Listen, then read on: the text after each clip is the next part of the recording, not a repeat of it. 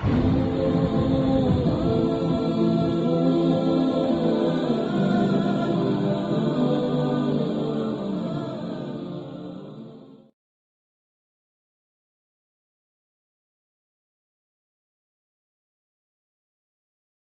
الحمد للہ رب العالمین والصلاة والسلام علی سید المرسلین وعلی آلہ وصحبہ اجمعین۔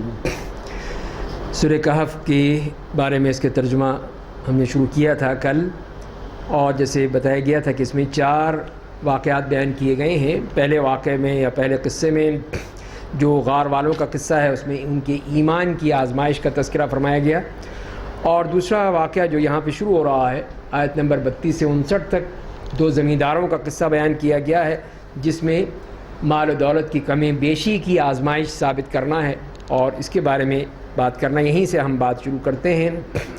تو یہ آیت نمبر 32 سورہ کہف، آیت نمبر 32، اور یہ 5واں رکوع ہے۔ اس کے اوپر نشان لگاتے جاتے ہیں، اسی آیت کو فالو کرتے ہیں، اور یہی کہتے ہیں کہ اس کو فالو کریں۔ اعوذ باللہ من الشیطان الرجیم واضرب لهم مثل الرجلین جعلنا لأحدهما جنتین من اعناب وحففناهما بنخل وجعلنا بینهما زرعا۔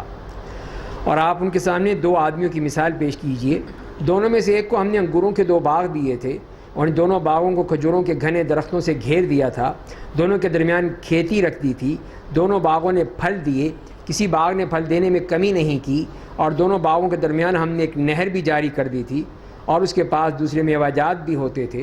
اس نے اپنے ساتھی سے گفتگو کرتے ہوئے کہا کہ میں تم سے مال میں زیادہ ہوں، اور جاؤ حشم کے اعتبار سے تم سے زیادہ عزت والا ہوں۔ اور وہ اپنے باغ میں اس حال میں داخل ہوا کہ وہ اپنے حق میں ظلم کرنے والا تھا۔ کہا کہ میں نہیں سمجھتا ہوں کہ یہ باغ کبھی تباہ ہو جائے گا، اور مجھے یقین نہیں ہے کہ قیامت برپا ہوگی، اور اگر بالفرض اپنے رب کے پاس لوٹ کر بھی گیا تو میں اس باغ سے زیادہ اچھا بدلہ پاؤں گا۔ تو یہ اس کا موقف، یہ جو اسرائیل، بنی اسرائیل کا تذکرہ ہے، یہ بنی اسرائیل کے دونوں انسانوں کا، دونوں شخصوں کا۔ تو ایک تو کافر تھا، اور اس کے یہ انگور کے 2 باغات، اس کے درمیان نہر جاری اور بڑا زبردست اس کے لیے، تو وہ اس بات کو مانتا ہی نہیں تھا کہ قیامت آئے گی، قیامت کا منکر۔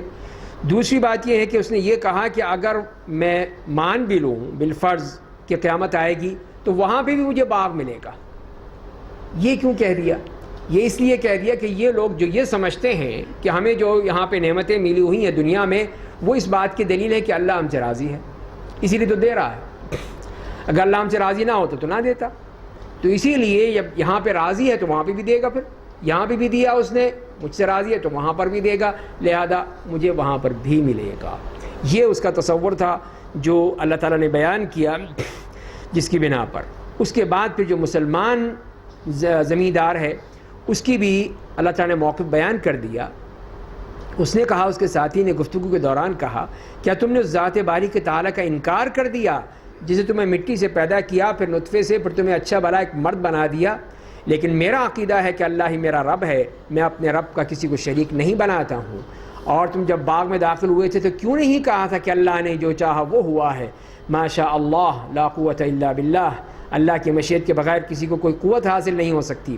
اگر تم مجھے اپنے آپ سے مال اولاد میں کم تر پاتے ہو تو امید ہے کہ میرا رب مجھے تمہارے باغ سے بہتر باغ دے گا، تمہارے باغ پر کوئی آسمانی عذاب بھیج دے گا، پس وہ بے پودے والا چکنا میدان ہو جائے گا، یا اس کا پانی زمین کی تہ میں چلا جائے گا، پھر تم اسے حاصل نہیں کر سکو گے۔ اور اس کے تمام پھلوں کو آفت نے گھیر لیا، پس ان پھلوں پر جتنا مال خرچ کیا تھا اس پر کفِ افسوس ملنے لگا، اس حال میں کہ وہ باغ اپنے چھپروں سمیت گرا پڑا تھا، اور وہ آدمی کہنے لگا، کاش میں نے اپنے رب کے ساتھ کسی کو شریک نہ بنایا ہوتا۔ اللہ کے سوا اس کا کوئی ایسا گروہ نہیں تھا جو اس کی مدد کرتا، اور نہ اس میں انتقام لینے کی قدرت تھی۔ یہاں یہ بات ثابت ہو گئی کہ مدد کرنا اللہ برحق کا کام ہے، وہ بدلہ اور انجام کے اعتبار سے سب سے بہتر ہے۔ تو اس طرح اللہ تعالیٰ نے بتا دیا کہ یہ ایمان، یہ مال کی بھی حفاظت کرتا ہے، کہ وہ شخص جو کافر تھا اور اللہ پر ایمان نہیں، قیامت کے دن پر ایمان نہیں، وہ تو سمجھتا تھا میں ابدی ہوں، دائمی ہوں، بس ہمیشہ ہمیشہ کے لیے مجھے یہ مل گئی تو اب یہ ختم ہونے والی نہیں ہے، اور اگر ہوئی بھی تو وہاں پہ بھی مل جائے گی۔ تو اس کا نتیجہ یہ نکلا کہ اس کے انکار کا، کہ اللہ تعالیٰ نے اس کے باغ کے اوپر وہ آفت بھیج دی، اور اس کے اوپر وہ مصیبت آ گئی کہ جس نے اس کو بالکل ختم کر دیا۔ کوئی چیز باقی نہ رہی۔ اب وہ کف افسوس مل رہا ہے اور کہہ رہا ہے کہ کاش میں یہ کر لیتا، کاش میں وہ کر لیتا، کاش میں اپنے رب کے ساتھ کسی کو شریک نہ بناتا۔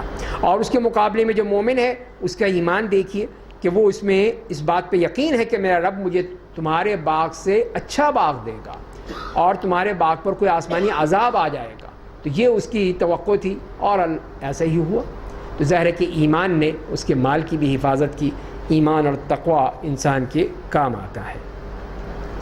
یہاں اس کے بعد ایک اور مثال بھی دی جا رہی ہے دنیاوی زندگی کے حوالے سے، اور فرمایا اور آپ ان کے لیے دنیاوی زندگی کی مثال بیان کر دیجئے، وہ اس پانی کے مانند ہے جسے ہم آسمان سے نازل کرتے ہیں، بس اس کی وجہ سے زمین کا پودا گھنا ہو جاتا ہے۔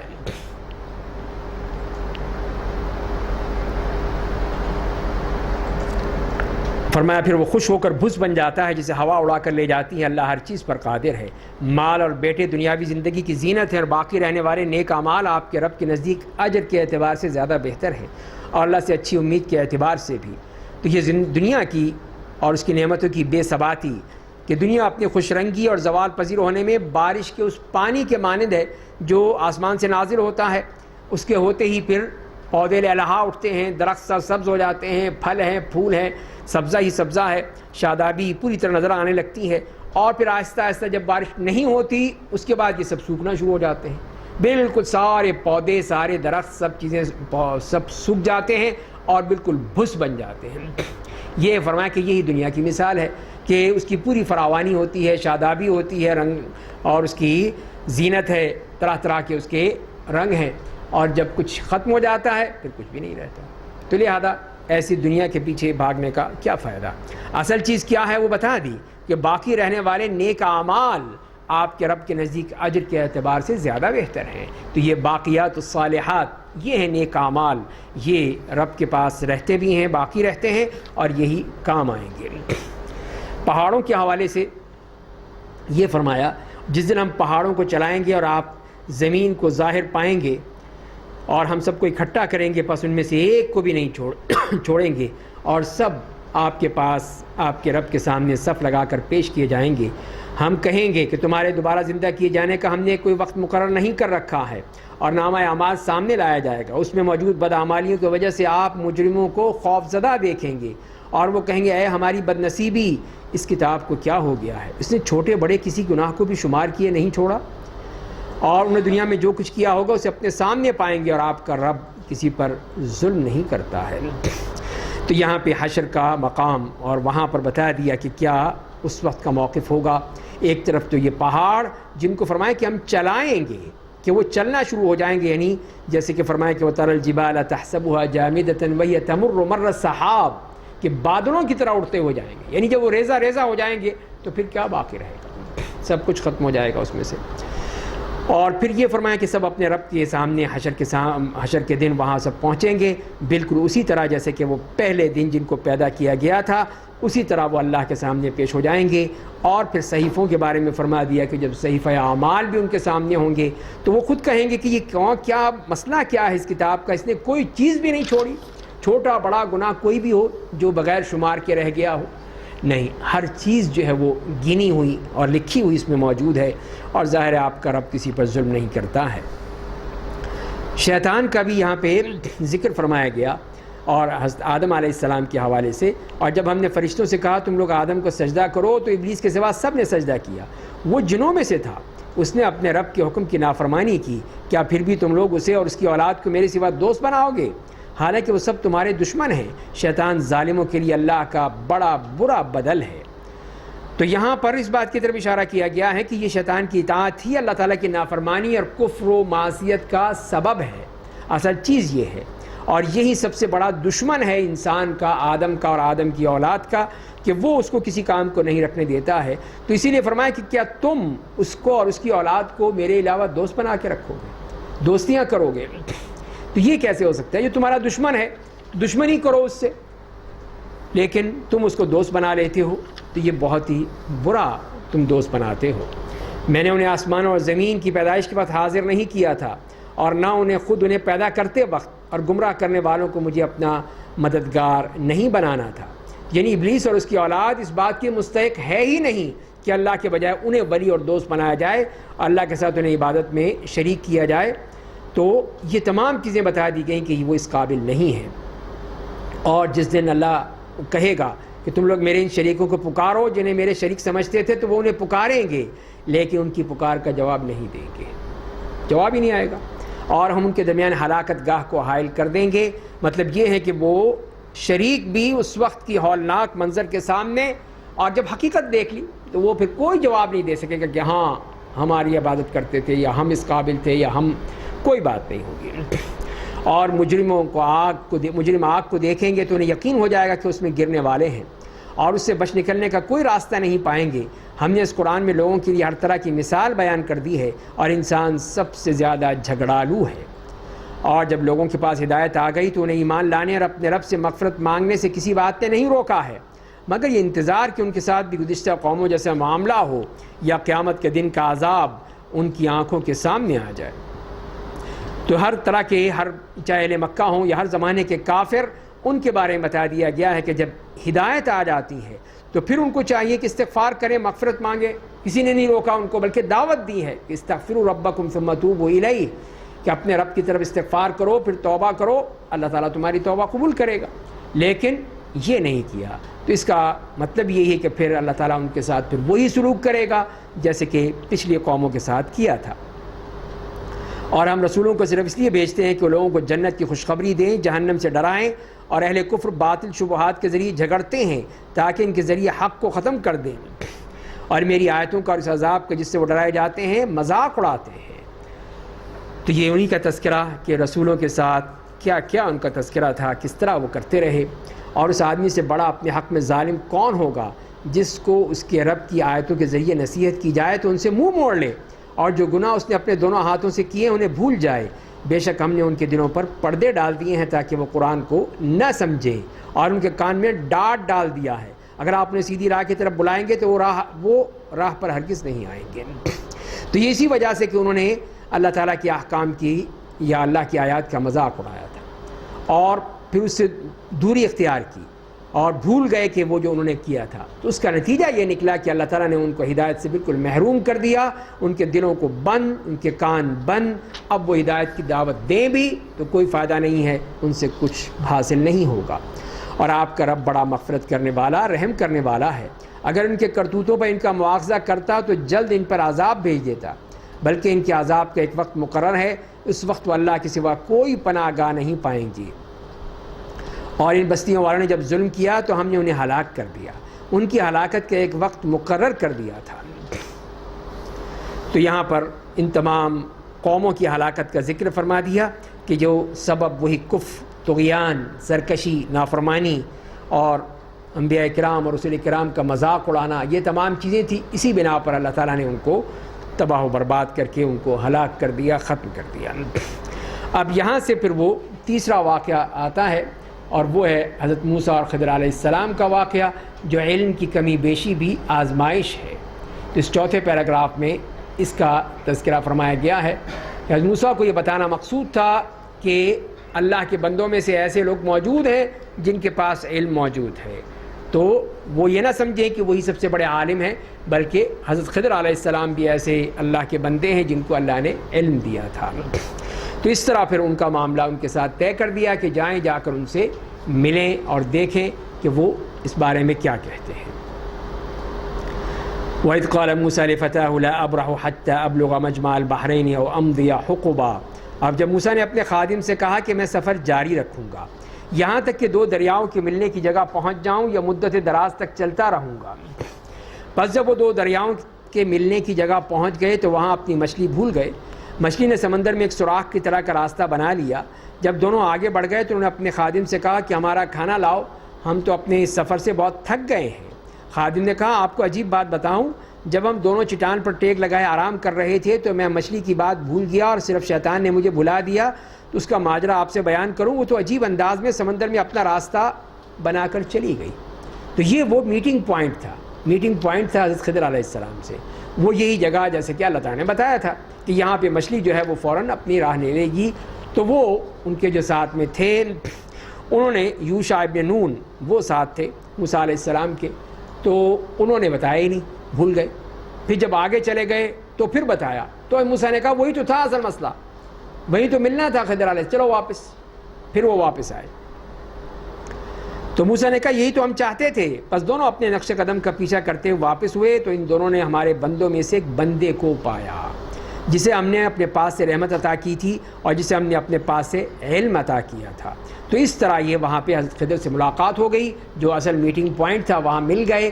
اور یہاں اس آیت سے یہ بات بھی معلوم ہوئی کہ آتینہ رحمۃ من عندنا, ہمارے اپنے پاس سے رحمت دی تھی. تو رحمت سے اصل مطلب یہی ہوتا ہے کہ وہ نبوت, خاص طور پہ جو انبیاء کرام کے بارے میں جب رحمت کا ذکر آتا ہے تو وہ اس سے مراد ہی وہ علم اور نبوت ہوتی ہے. تو یہ رحمت بھی دی گئی نبوت کی شکل میں, اور علم بھی دیا گیا جو اللہ تعالیٰ نے ان کو اس سے بیان دیا, جیسے کہ حضرت موسیٰ علیہ السلام کو ثابت کرنا تھا کہ آپ سے بڑھ کر بھی اس وقت عالم موجود ہیں, اور جیسے کہ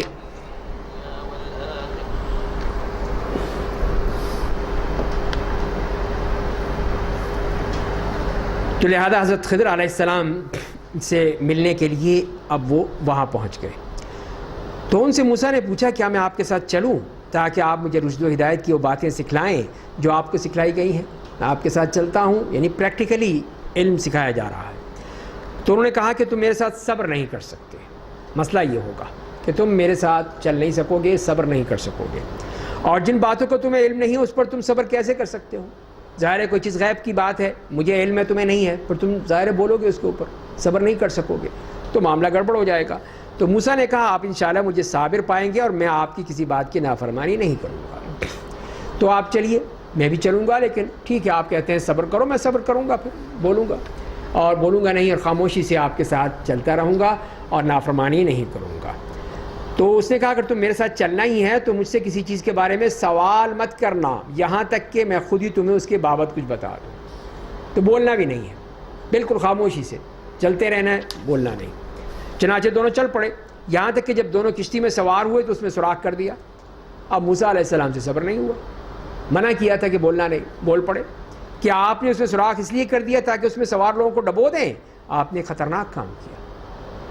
فوراً اعتراض جڑ دیا ان کے اوپر. تو انہوں نے کہا میں نے کہا نہیں تھا کہ میں تم میرے ساتھ صبر نہیں کر سکتے, میں نے تو تمہیں کہا تھا چپ رہنا, خاموش رہو. موسیٰ نے کہا جو بات میں بھول گیا اس پہ میرا مواخذہ مت کیجئے, میرے مہم کو میرے لیے مشکل مت بنائیے.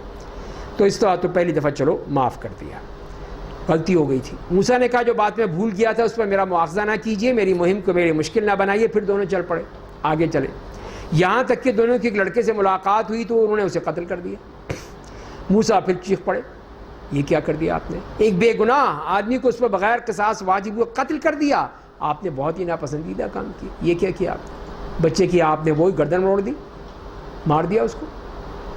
ظاہر ہے کہ وہ اب اتنا ایک عجیب سی بات ہو رہی تھی, اب کیسے نہیں بول سکے, اپنی فطرت کے مطابق بول پڑے. تو یہاں پر بھی اب اس پر حضرت خضر نے کہا کہ میں نے تم سے کہا نہیں تھا کہ تم میرے ساتھ صبر نہیں کر سکتے ہو.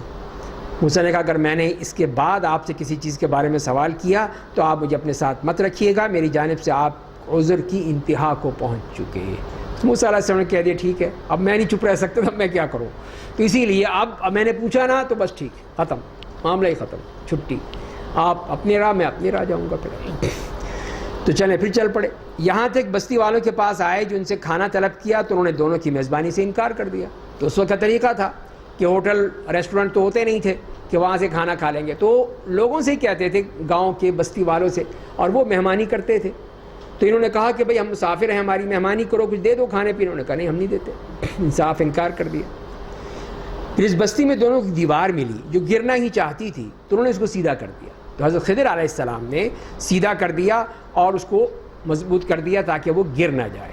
تو موسیٰ نے کہا اگر آپ چاہتے تو اس کام کی مزدوری لے لیتے.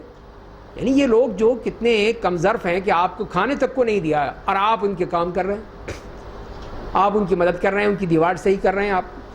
تو انہوں نے کہا کہ میرے اور تمہارے درمیان جدائی کی یہی گھڑی ہے, بس بات ختم, اب چھٹی, جاؤ تم اپنے جاؤ, میں اپنا جاتا ہوں. بس یہ جو تم صبر نہیں کر سکے نا, ان کی باتیں سن لو, تم اس کی تعویل سن لو تاکہ تمہیں پتہ چل جائے. جن باتوں پر تم صبر نہ کر سکے تھے میں تمہیں ان کی تعویل بتاتا ہوں.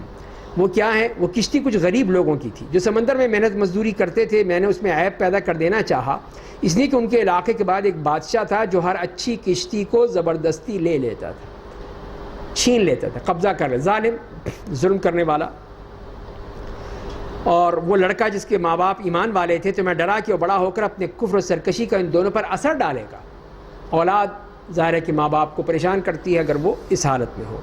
تو ہم نے چاہا کہ ان کا رب اس لڑکے کے بدلے انہیں کوئی اور ایسا بیٹا دے جو نیکی و پاکیزگی اور شفقت و رحمت میں اس سے بہتر ہو. اور وہ دیوار اس شہر میں رہنے والے 2 یتیم بچوں کی تھی, اور اس کے نیچے ان دونوں کا خزانہ تھا, اور ان کا باپ نیک آدمی تھا. تو باپ کی نیکی کی وجہ سے اولاد کو بھی فائدہ ہو گیا. تو تمہارے رب نے چاہا کہ وہ بھرپور جوان ہو جائیں اور اپنا خزانہ نکال لیں, یا آپ کے رب کی ان کے لیے رحمت تھی. یہ سارے کام میں نے اپنی رائے سے نہیں کیے ہیں. یہی تعبیر ان باتوں کی جن پر آپ صبر نہیں کر سکے تھے. آپ فوراً بول پڑے اور صبر نہیں کیا. حتیٰ کہ نبی کریم صلی اللہ علیہ وسلم فرماتے ہیں کہ کاش موسیٰ صبر کر لیتے تو ہمیں اور باتیں معلوم ہو جاتی اور پتہ نہیں کیا کچھ پتہ چل جاتا, لیکن وہ صبر ہی نہیں کر سکے. تو اس طرح یہ سفر ان کا مکمل ہوا جس میں حضرت موسیٰ علیہ السلام صبر نہ کر سکے. حضرت خضر علیہ السلام کے ساتھ وہ گئے, اور جیسے کہ آپ نے دیکھا کہ وہ جو کوئی بھی کام کیا انہوں نے وہ اللہ کے حکم سے کیا, اپنے آپ سے نہیں کیا, اللہ کے حکم سے کیا. اور اس میں ایک رحمت تھی, ایک فائدہ تھا, اس کی وجہ سے کیا تھا.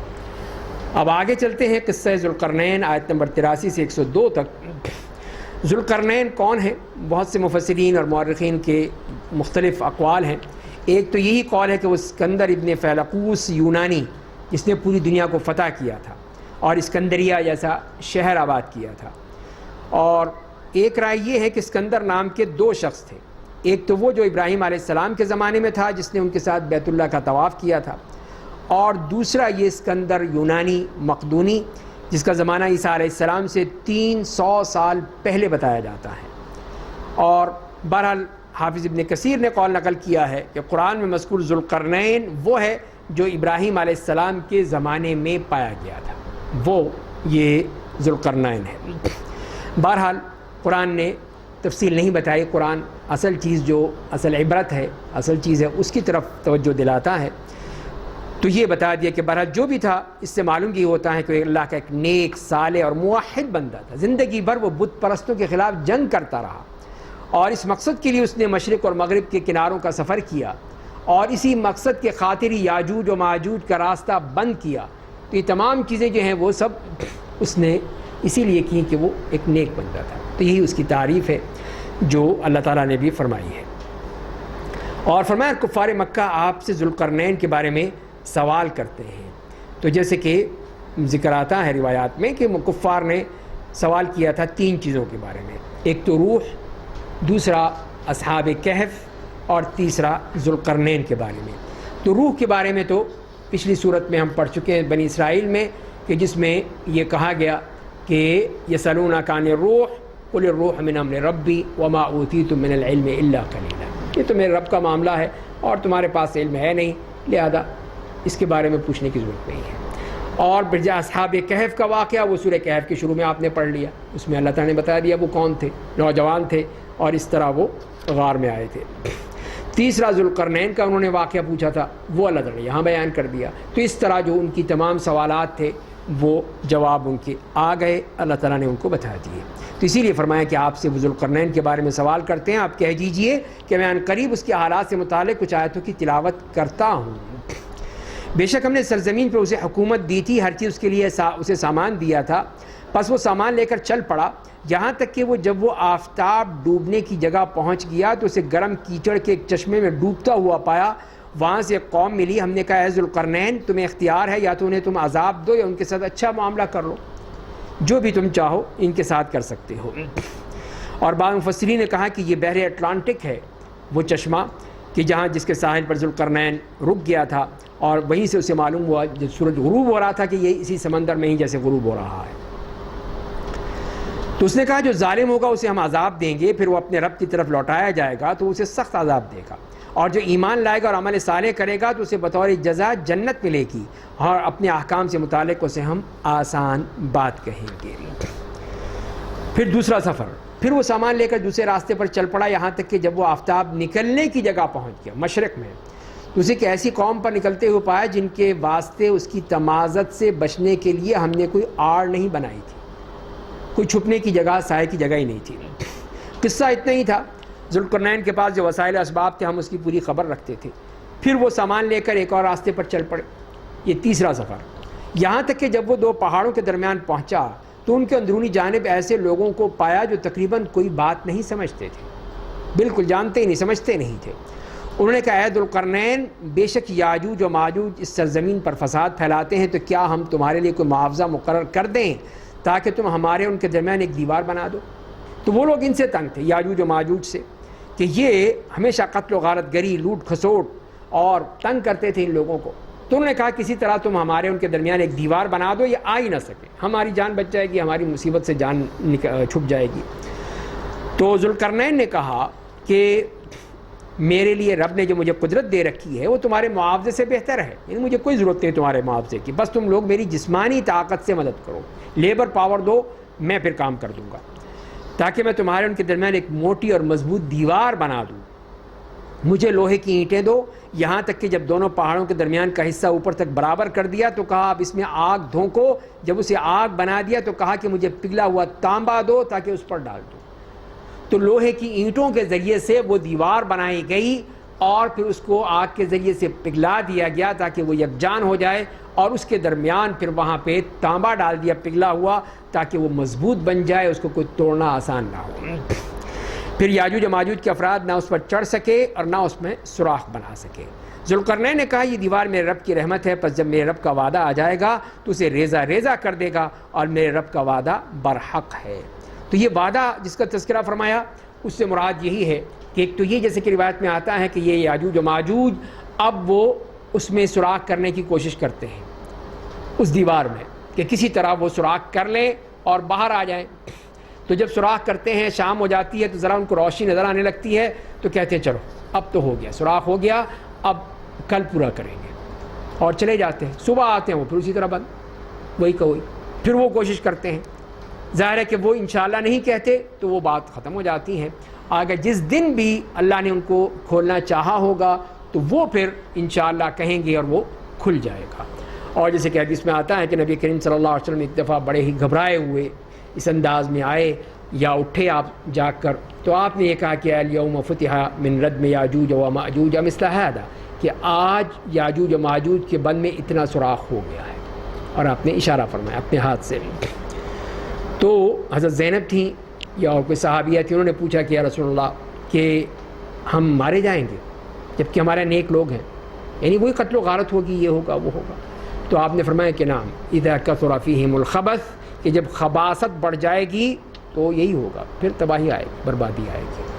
تو یہ تو بہرحال اس کی طرف اشارہ ہے کہ یاجوج و ماجوج کے کھلنے کا، لیکن اصل جو حدیث سے معلوم ہوتا ہے کہ وہ قیامت کی نشانیوں میں سے ایک نشانی ہے، اور اس وقت پھر وہ نکلیں گے جب اللہ کا حکم ہوگا، جیسے یہاں پہ فرمایا فَإِذَا جَاءَ وَعْدُ رَبِّي جَعَلَهُ دَكَّا، اس وقت وہ ریزہ ریزہ کر دے گا اور اس وقت وہ نکل آئیں گے، اور پھر وہ اس دنیا میں قتل و غارت کریں گے، خون بہائیں گے، لوگوں کو مار دیں گے، اور پوری طرح وہ یہاں پہ سارا فساد بچائیں گے۔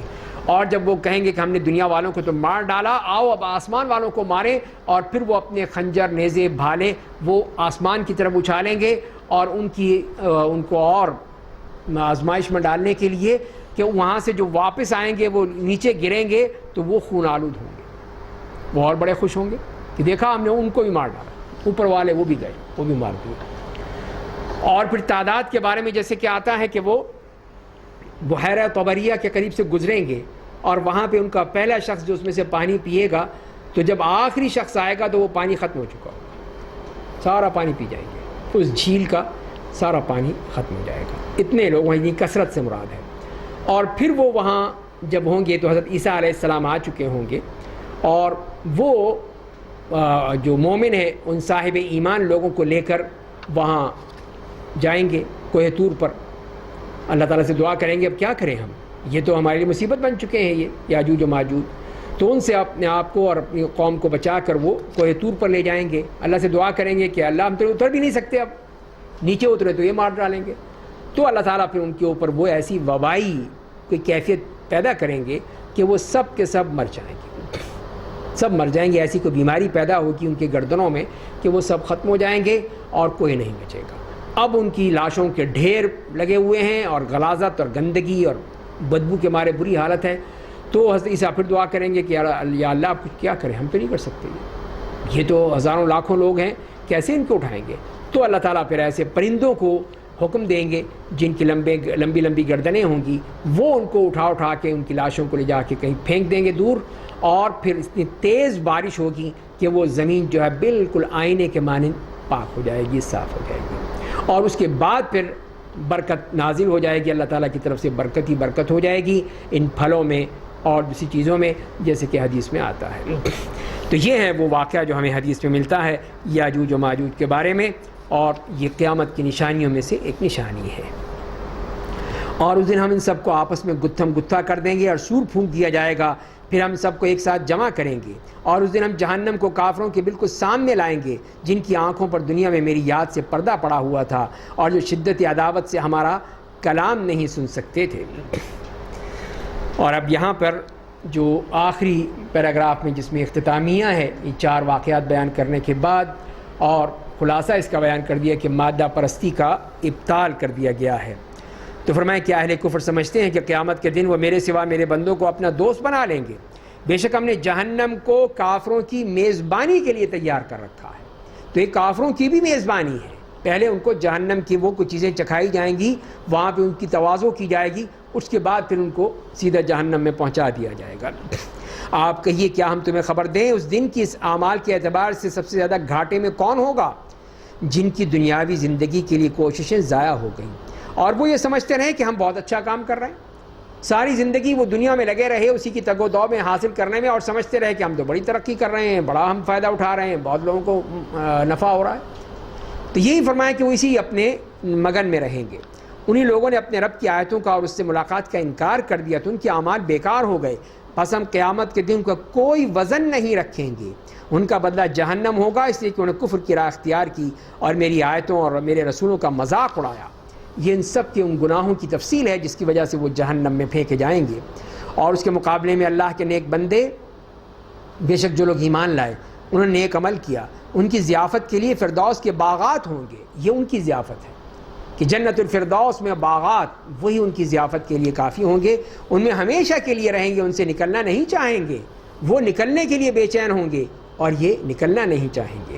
آپ کہیے اگر میرے رب کے کلمات لکھنے کے لیے سارا سمندر روشنائی بن جائے تو میرے رب کے کلمات ختم ہونے سے پہلے سمندر خشک ہو جائے گا، چاہے مدد کے لیے ہم اسی جیسا اور سمندر لے آئیں۔ آپ کہیے کہ میں تو تمہارے ہی جیسا کہ انسان ہوں۔ تو اس پوری پچھلی آیت میں یہ اللہ تعالیٰ کا کلام جو ازلی ہے، ابدی ہے، اور جب وہ جس سے چاہتا ہے کلام کرتا ہے، اس کے کلمات کی کوئی انتہا نہیں ہے۔ تو اسی لیے جیسے وہاں پہ سورہ لقمان جو فرمایا گیا کہ اگر یہ سارے دنیا کے درخت قلم بن جائیں اور یہ سارے سمندر جو ہیں روشنائی بن جائیں تو وہ بھی اللہ کے کلمات کو پورا نہیں کر سکتے۔ یہ اللہ کا علم ہے، اللہ کا کلام ہے۔ تو یہ اللہ کے علوم و حکم یہ کسی حالت میں ختم نہیں ہو سکتے ہیں۔ تو آپ کہیے کہ میں تو تمہارے جیسے کہ انسان ہوں، مجھے وحی آتی ہے، تمہارا معبود صرف ایک ہے۔ تو جو شخص اپنے رب سے ملنے کا یقین رکھتا ہے اسے چاہیے کہ نیک عمل کرے اور اپنے رب کی عبادت میں کسی کو شریک نہ بنائے۔ تو اس طرح یہاں یہ سورہ کہف بھی مکمل ہوتی ہے۔ اب اس کے بعد پھر سورہ مریم ہے جو مکی صورت ہے، 98 اس کی آیات ہیں اور اس کو بھی 6 پیراگراف میں تقسیم کیا گیا ہے۔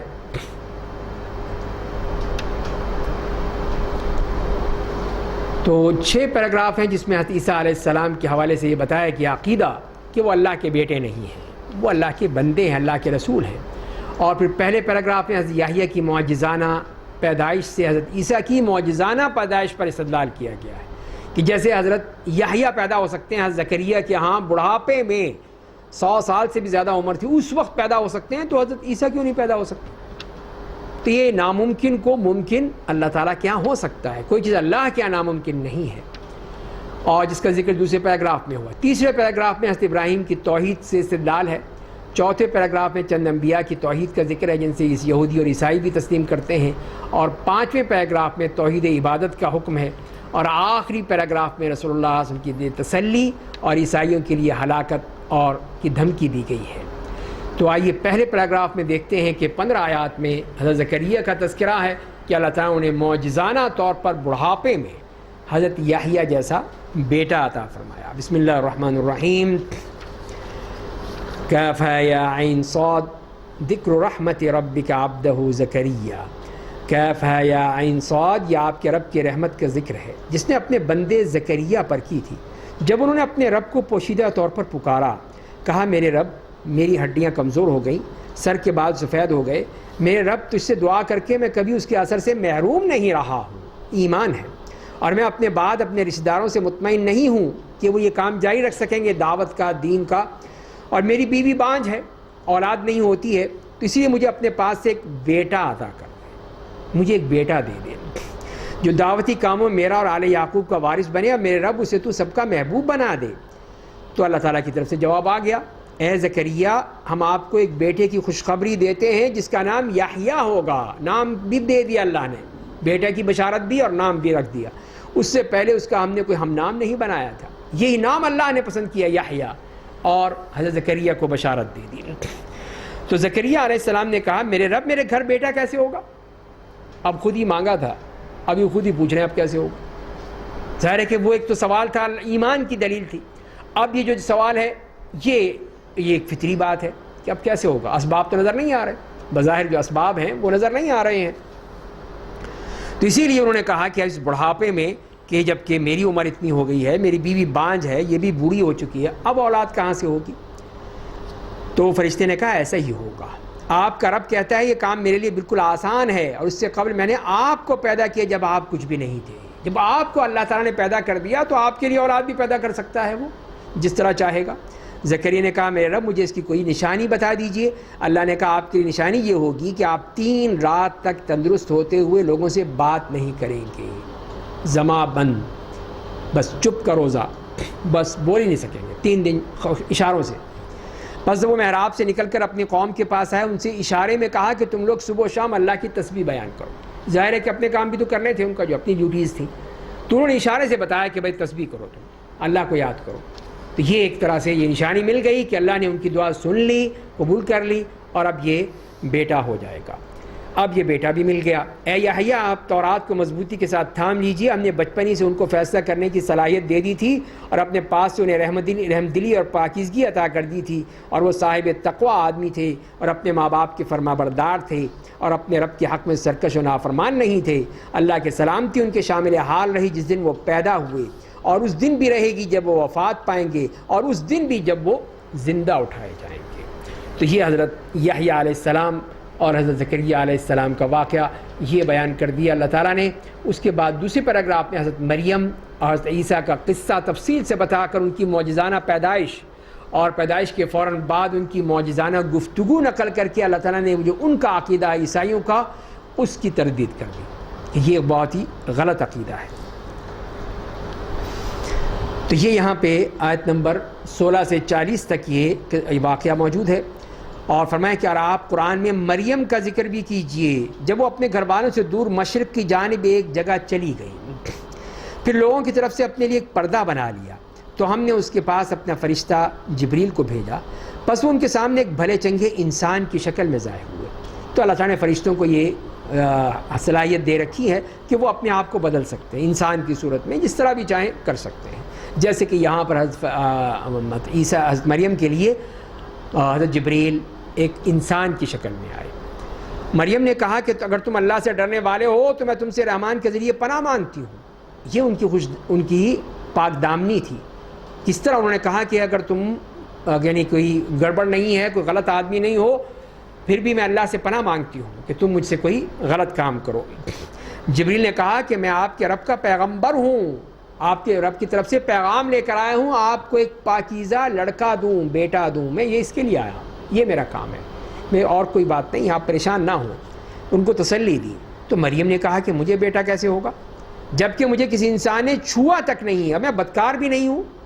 تو ظاہر ہے کہ جب تک کہ کوئی شادی نہ ہو اور میاں بیوی کے تعلق نہ ہو اس وقت تک اولاد کیسے ہو سکتی ہے؟ اور میں تو کنواری ہوں، میں تو ابھی تک کسی سے شادی نہیں ہوئی، کسی مرد نے چھوا تک نہیں ہے، اور نہ کوئی بدکار عورت ہوں کہ بدکاری کرتی پھروں۔ تو جبریل علیہ السلام نے کہا ایسا ہی ہوگا، آپ کا رب کہتا ہے کہ یہ کام میرے لیے آسان ہے، اور تاکہ ہم اسے لوگوں کے لیے اپنی قدرت کی ایک نشانی اور رحمت بنائیں، اور یہ ایک ایسی بات ہے جس کا فیصلہ ہو چکا ہے۔ اللہ نے فیصلہ کر دیا، اب آپ کو بیٹا مل کر رہے گا۔ تو اس طرح پھر چنانچہ وہ حاملہ ہو گئیں، تو اس لیے ایک دور جگہ چلی گئیں، اور جیسے کہ مفسرین نے لکھا ہے کہ جب جبریل علیہ السلام نے اللہ کا فیصلہ سنا دیا تو وہ راضی ہو گئی، اچھا اللہ کی مرضی ہے تو ٹھیک ہے، اور ایک اطمینان کے ساتھ جبریل نے ان کے قریب آ کر ان کے گریبان میں پھونک مار دی، اور ان کے دامن میں بعض کی روایت کے، اور تیسری ہے کہ ان کے منہ میں، بہرحال جو بھی تھی ان کے رحم میں پہنچ گئی وہ پھونک، اور وہاں پہ عیسیٰ علیہ السلام کا استقرار ہو گیا، اور عیسیٰ علیہ السلام ان کے حمل ٹھہر گیا۔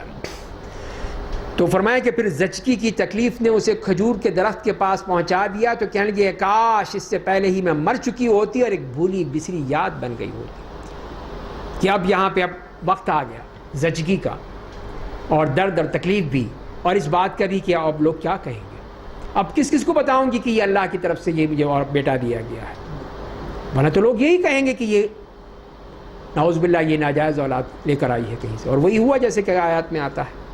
تو فرشتے نے ان کی نچلی جانب سے پکارا کہ تم غم مت کرو، کیوں پریشان ہوتی ہو، پریشان ہونے کی ضرورت نہیں ہے، تمہارے رب نے تمہارے نیچے کی جانب ایک چشمہ جاری کر دیا ہے، پانی کا چشمہ، ٹھنڈا میٹھا پانی، اور کھجور کے درخت کو پکڑ کر اپنی طرف ہلاؤ، چیدہ اور تازہ کھجوریں تمہارے لیے گریں گی۔ تو یہ کھجور کی تازہ کھجوریں کس وقت ہوتی ہیں یہ بتائیے؟ تازہ کھجوریں کب آتی ہیں؟ گرمیوں میں۔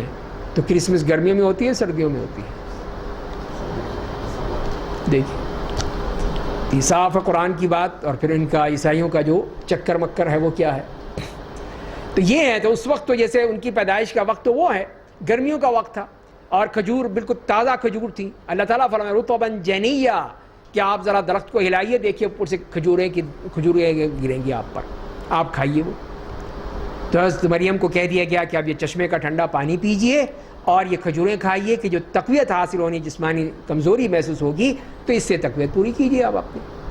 اس طرح اللہ تعالیٰ نے ان کو دی۔ تو یہ دیکھیے کتنی بڑی نشانی ہے کہ حضرت عیسیٰ علیہ السلام کی پیدائش کسی گرمی کے موسم میں ہوئی تھی، جبکہ کھجور کی فصل تیار تھی، اور میٹھی اور پکی ہوئی کھجوریں اور تازہ کھجوریں وہ ان کو ملی تھی۔ اور یہ کرسمس کی سردیوں میں ہیں، سردیاں منانے کے لیے، اب یہ اس وقت حضرت عیسیٰ علیہ السلام کا یوم پیدائش منا رہے ہیں۔ کتنے بڑا جھوٹ ہے جو ان کو نہیں معلوم، جو وہ جھوٹ بولے جا رہے ہیں، اور لوگ جو ہیں ان کو ہیپی کرسمس کہتے ہیں، ہمارے مسلمان بھی جا کر ان کو۔ فرمایا کہ پھر اگر کسی اور پس کھاؤ اور پیو، اور اپنی آنکھ بچے کو دیکھو ٹھنڈی کرو، بس اگر کسی انسان کو دیکھو تو اشارے سے کہہ دو میں نے رحمان کے لیے خاموشی رہنے کی نظر مان رکھی، بولوں گی نہیں، میں نہیں بولوں گی، بس خاموشی سے۔ اور انہیں کہا مریم تم نے بہت ہی برا کام کیا ہے، ہارون کی بہن تمہارا باپ کوئی برا آدمی نہیں تھا، تمہاری ماں بدکار نہیں تھی، یہ تم نے کیا کر دیا۔ جب بچے کو لے کر آئیں اپنی قوم کے پاس، انہوں نے پھر ان کو تانے دینے شروع کر دیا۔ ہارون کی بہن، ہارون کون تھے؟ ایک تو یہی ہے کہ موسیٰ علیہ السلام کے بھائی ہارون تھے، ان کی تشبیہ دی کہ ان جیسا نیک آدمی اور اس کی بہن تم، اور دوسرا یہ ہے کہ ان کے واقعی بھائی تھے ہارون، بہت نیک آدمی تھے، ان کے حوالے سے تانا دیا ان کو کہ وہ جیسا نیک آدمی اس کی بہن ہو کر تم نے یہ حرکت کی، اور تمہارے باپ بھی کوئی برے آدمی نہیں تھے، نہ تمہاری ماں کوئی بدکار عورت تھی، تم نے یہ کیا کر دیا۔ تو مریم نے بچے کی طرف اشارہ کر دیا۔ لوگوں نے کہا ہم کیسے بات کریں اس سے جو ابھی گود کا بچہ ہے، ابھی تو گود میں ہے۔ بچے نے کہا بے شک میں اللہ کا بندہ ہوں، اس نے مجھے انجیل دی ہے، مجھے نبی بنایا ہے۔ یہ معجزہ عیسیٰ علیہ السلام کا کہ وہ اپنے اسی ماں کی گود میں بتا رہے ہیں کہ انی عبداللہ آتانی الکتاب وجعلنی نبیا۔ یہ وہ معجزہ ہے کہ دکھا دیا عیسائیوں کو کہ یہ دیکھو یہ اس طرح پیدا ہوئے ہیں،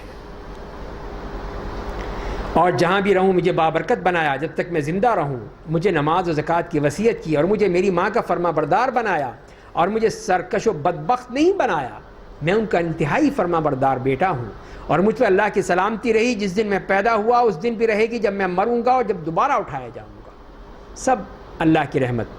عیسیٰ ابن مریم کی یہی حقیقت ہے، یہی وہ حق بات ہے جس میں تم لوگ اختلاف کرتے رہتے ہو کہ یہ ہے حق جو اللہ نے بتا دیا، باقی سب باطل ہے جو یہ عیسائی کہتے ہیں۔ اللہ کے لیے مناسب نہیں ہے کہ اپنے لیے کوئی لڑکا بنائے، وہ ہر عیب سے پاک ہے. جب کسی چیز کا فیصلہ کر دیتا ہے تو صرف اتنا کہتا ہے کہ ہو جا، وہ چیز ہو جاتی ہے. تو اس کا معاملہ تو یہ ہے. تو اسی لیے اسباب اس کے ہاں آڑے نہیں آتے. تو یہی دو چیزوں بیان کر دیا زکریا کے ہاں بھی اور مریم کے ہاں بھی کہ تعجب کس بات پر ہے. اللہ کے ہاں اسباب کی کوئی قیمت نہیں ہے، اسباب کا کوئی خارج ہو ہی نہیں سکتے، اس لیے کہ اسباب تو اللہ کے بنائے ہوئے ہیں. تو اسی لیے پھر جب اللہ نے اسباب کو ہٹا دیا تو اب جو اللہ کا حکم ہوگا وہی ہوگا. تو زکریا کے ہاں بڑھاپے کے باوجود بیٹا ہو گیا، مریم کے ہاں بھی کنوارپن کے باوجود اللہ نے بیٹا دے دیا. تو لہذا اب اس میں پریشان ہونے کی ضرورت نہیں ہے. اور بے شک اللہ ہی میرا اور تمہارا رب ہے، اسی کے لیے اس کی عبادت کرو، یہی سیدھی راہ ہے. پھر جماعتوں نے آپس برے میں اس بارے میں اختلاف کیا تو کافروں کے لیے قیامت کے دن حاضری کے وقت بربادی ہوگی. جس دن وہ لوگ ہمارے سامنے آئیں گے اس دن ان کی سماعت و بینائی کس قدر تیز ہوگی، لیکن ظالم لوگ آج کے دن کھلی گمراہی میں مبتلا ہیں. اور آپ کافروں کو حسرت کے دن سے ڈرائیے جب فیصلہ صادر ہو جائے گا اور وہ لوگ ابھی غفلت میں ہیں اور ایمان نہیں لاتے ہیں. بے شک زمین اور اس پر رہنے والے کہ ہم وارث ہوں گے اور وہ تمام ہماری ہی طرف لوٹائے جائیں گے. اور اس طرح اللہ تعالیٰ نے فیصلہ کر دیا کہ اب جو بھی ایمان لائے گا وہی کامیاب ہوگا، جو ایمان نہیں لائے گا اسی کے لیے تباہی ہے، بربادی ہے، اور ہم نے اس کو مقدر کر دیا ہے. اور اب یہاں سے آیت نمبر 41 سے 50 تک حضرت ابراہیم علیہ السلام کا تذکرہ ہے، ان کی توحید کا، کہ کس طرح انہوں نے اپنے باپ کو، اپنے گھر والوں کو، سب کو چھوڑ کر صرف ایک اللہ کے لیے. اور آپ قرآن میں ابراہیم کو یاد کیجئے، وہ بے شک سچے کردار کے اور نبی تھے. جب انہوں نے اپنے باپ سے کہا، اے ابا جان آپ ایسے کی عبادت کیوں کرتے ہیں جو نہ سنتا ہے، نہ دیکھتا ہے، اور نہ آپ کے کسی کام آ سکتا ہے؟ یہ معبود ہو سکتا ہے جو نہ کسی کام کا، نہ کاج کا، نہ کھانے کا، نہ پینے کا، نہ کسی اور ضرورت کو پورا کرنے کا، آپ اس کی عبادت کرتے ہیں؟ اے ابا جان میرے پاس وہ علم آیا ہے جو آپ کے پاس نہیں ہے، اس لیے آپ میری پیروی کر لیجئے تاکہ میں سیدھی راہ کی طرف آپ کی رہنمائی کروں. کتنی محبت کے ساتھ، کتنے ادب کے ساتھ، کتنے اچھے انداز میں انہیں سمجھا رہے ہیں، بتا رہے ہیں اپنے والد کو کہ آپ کے پاس وہ علم نہیں ہے، میرے پاس ہے، میں بتا رہا ہوں آپ کو، تو آپ قبول کر لیجئے میری بات. تو محبت سے بتا رہے ہیں، کوئی بدتمیزی نہیں ہے. اے ابا جان آپ شیطان کی عبادت مت کیجئے، بے شک شیطان رحمان کا بڑا نافرمان رہا ہے، آپ یہ غلط کر رہے ہیں. اے ابا جان مجھے ڈر ہے کہ رحمان کی طرف سے کوئی عذاب نہ آپ کو آ لے، پھر آپ شیطان کے ساتھی بن جائیں گے. تو ان کے باپ کا جواب کیا تھا؟ اے ابراہیم کیا تم میرے معبودوں سے منہ پھیر رہے ہو؟ اگر تم باز نہ آئے تو میں تمہیں سنسار کر دوں گا اور تم مجھ سے ایک طویل مدت کے لیے دور ہو جاؤ. ابراہیم نے کہا آپ کو سلام کہتا ہوں، میں اپنے رب کے سے آپ کے لیے مغفرت کی دعا کروں گا، بے شک مجھ پر بڑا مہربان ہے. تو ان کے باپ پر تو کوئی اثر نہیں ہوا، نہیں مانے. تو حضرت ابراہیم علیہ السلام کو الٹا انہوں نے دھمکانا شروع کر دیا کہ اگر تو نہ مانا تو میں یہ کر دوں گا اور میں وہ کر دوں گا. تو انہوں نے کہا اچھی بات ہے، سلام علیکم، میں جاتا ہوں. اب باقی یہ ہے کہ میں اپنے رب سے مغفرت کی دعا کرتا رہوں گا کہ آپ کو معاف کر دے، لیکن بہرحال میں اب نہیں رہ سکتا. اور لوگوں میں تم سب سے جدا ہوتا ہوں، ان معبودوں سے بھی جنہیں تم اللہ کے سوا پکارتے ہو، اور میں اپنے رب کو پکاروں گا. مجھے امید ہے کہ میں اپنے رب کو پکار کر اس کی رحمت سے محروم نہیں رہوں گا. پس جب ابراہیم ان لوگوں سے کنارہ کش ہو گئے، ان معبودوں سے بھی جنہیں وہ اللہ سے پوچھتے تھے، تو ہم نے انہیں اسحاق اور یعقوب عطا کیے، اور ہر ایک کو ہم نے نبی بنایا، اور ہم نے انہیں رحمت سے نوازا اور ان کی نیک نامی کو اونچا کیا.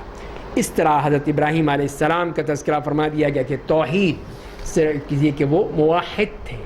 اب اس کے بعد پھر 51 سے 63 تک عقیدہ توحید دیگر انبیاء کی دعوت اور ان کے کردار سے ثابت کیا گیا ہے. اور آپ قرآن میں موسیٰ کا ذکر کیجئے، بے شک اللہ کے چنے ہوئے بندے اور رسول نبی تھے. ہم نے طور کے دائیں جانب سے انہیں پکارا، انہیں قریب کر کے سرگوشی کی. یہ اللہ نے ان کے ساتھ جو ان کو موقع دیا تھا، اور اپنی رحمت سے ان کے بھائی ہارون کو ان کی خاطر نبی بنا دیا. یہ حضرت موسیٰ اور ہارون کا تذکرہ آ گیا. اور پھر آپ قرآن میں اسماعیل کا ذکر کیجئے، وہ وعدے کے بڑے سچے تھے اور رسول و نبی تھے. اپنے گھر والوں کو نماز و زکوٰۃ کا حکم دیتے تھے، وہ اپنے رب کے نزدیک بڑے پسندیدہ تھے. حضرت اسماعیل علیہ السلام کی ان کی تعریف کہ وہ بھی کس طرح اپنے گھر والوں کا بھی کتنا خیال رکھتے تھے. اور آپ قرآن میں ادریس کا ذکر کیجئے، وہ بے شک بڑے سچے نبی تھے اور ہم نے انہیں بہت اونچے مقام پر پہنچا دیا. یہی وہ انبیاء ہیں جن پر اللہ نے اپنا خاص انعام کیا تھا، جو آدم کی اولاد اور ان کی اولاد سے تھے جنہیں ہم نے نوح کے ساتھ کشتی پر سوار کیا تھا، اور جو ابراہیم اور یعقوب کی اولاد سے تھے، اور وہ ان میں سے تھے جنہیں ہم نے ہدایت دی تھی اور جنہیں ہم نے چن لیا تھا جب ان کے سامنے رحمان کی آیتوں کی تلاوت ہوتی تھی تو سجدہ کرتے ہوئے اور روتے ہوئے زمین پر گر جاتے تھے۔ تو یہاں پر یہ سجدہ تلاوت بھی، اور اس سے پہلے یہ عرض کر دیا گیا، بتا دیا گیا کہ زکریا علیہ السلام سے لے کر ادریس علیہ السلام تک ان تمام انبیاء کرام نے اللہ تعالیٰ کے احکام کے مطابق زندگی بسر کی اور دین کی دعوت کا اہتمام کیا، اور جو کچھ بھی اللہ کی طرف سے آیا اس کو پہنچایا، اور اس میں سب کے سب شامل ہیں حضرت نوح علیہ السلام سے لے کر اور اس وقت تک۔ آئیے پہلے سجدہ تلاوت کر لیں۔ بعدهم خلف اضاعوا الصلاة واتبعوا الشهوات فسوف يلقون غیا، پھر ان کے بعد ان کی اولاد میں ایسے لوگ آئے جنہوں نے نماز کو ضائع کر دیا اور خواہشات کی پیروی کی تو وہ قیامت کے دن جہنم کی وادی غی میں جگہ پائیں گے، ان کا مقام وہاں ہوگا۔ اس طرح ان کی بتا دیا کہ جو اس طرح یہ جو نیک لوگ ہیں ان کی اتباع نہیں کریں گے، ان کے طریقوں پر نہیں چلیں گے، ان کے بعد جو نسلیں آئیں انہوں نے تباہی و بربادی کی۔ دونوں چیزیں بیان کر دی، اضاعوا الصلاة واتبعوا الشہوات، ایک تو نمازوں کو برباد کیا اور دوسری جو ہے وہ شہوات کی اتباع کی، یہی بربادی کا راستہ ہے۔ لیکن جن لوگوں نے توبہ کر لی اور عمل صالح کیا وہ جنت میں داخل ہوں گے، ان پر ذرہ برابر بھی ظلم نہیں ہوگا۔ عدن نام کی ان جنتوں میں داخل ہوں گے جن کا رحمان نے اپنے بندوں سے غائبانہ وعدہ کر رکھا ہے، بے شک ان کا وعدہ پورا ہو کر رہے گا۔ پھر اس میں وہ لوگ کوئی لغو بات نہیں سنیں گے، صرف ایک دوسرے کو سلام کرتے ہوئے سنیں گے، سلام علیکم، اور اس میں صبح شام ان کو روزی انہیں ملتی رہے گی۔ یہ وہ جنت ہے جس کے وارث اپنے بندوں میں سے ہم انہیں بنائیں گے جو صاحب تقویٰ ہوں گے۔ تو یہ اللہ تعالیٰ کی طرف سے وعدہ ہے اپنے ان بندوں کے لیے جو اس کی عبادت میں ڈٹے رہتے ہیں، جمے رہتے ہیں۔ اور اس کے بعد پھر آیت نمبر 64 سے لے کر 83 تک صرف اور صرف اللہ کی عبادت کرنے اور اسی پر جمے رہنے کی تلقین کی گئی، اس کا حکم دیا گیا۔ اور ہم فرشتے آپ کے رب کی مرضی کے بغیر زمین پر نہیں اترتے، اسی کے پاس ان تمام باتوں کا علم ہے جو ہمارے آگے ہے، جو ہمارے پیچھے ہے، جو ان کے درمیان ہے، اور آپ کا رب کسی بات کو بھولنے والا نہیں ہے۔ وہ آسمان اور زمین میں ان دونوں کے درمیان پائے جانے والی ہر چیز کا رب ہے، اسی لیے آپ اسی کی عبادت کیجیے اور اس کی عبادت کی راہ میں ہر تکلیف کو گوارا کیجیے۔ کیا آپ کے علم میں اس کا کوئی ہم نام ہے؟ تو ظاہر ہے کہ اس کا جب کوئی ہم نام ہی نہیں ہے تو پھر اس ذات کی طرح کی کوئی ذات نہیں ہو سکتی، وہ اپنی ہر چیز میں یکتا ہے۔ اور انسان کہتا ہے کہ جب میں مر جاؤں گا تو قبر سے زندہ نکالا جاؤں گا۔ کیا انسان یہ بات نہیں یاد رکھتا کہ ہم نے اس کو پہلے بھی پیدا کیا تھا جب وہ کچھ نہیں تھا، جب اس وقت پیدا کر دیا تھا اور وہ آ گیا، زندہ بن گیا۔ اب پیدا کرنے میں کیا دقت ہے، پریشانی ہے اللہ کو؟ اب بھی پیدا کر سکتا ہے، تمہارے مر کھپنے کے بعد بھی تمہاری قبر سے زندہ کر دے گا۔ پس آپ کے رب کی قسم، ہم انہیں اور شیاطین کو ضرور اکٹھا کریں گے، پھر انہیں جہنم کے گرد حاضر کریں گے اس حال میں کہ وہ گھٹنوں کے بل گرے ہوئے ہوں گے۔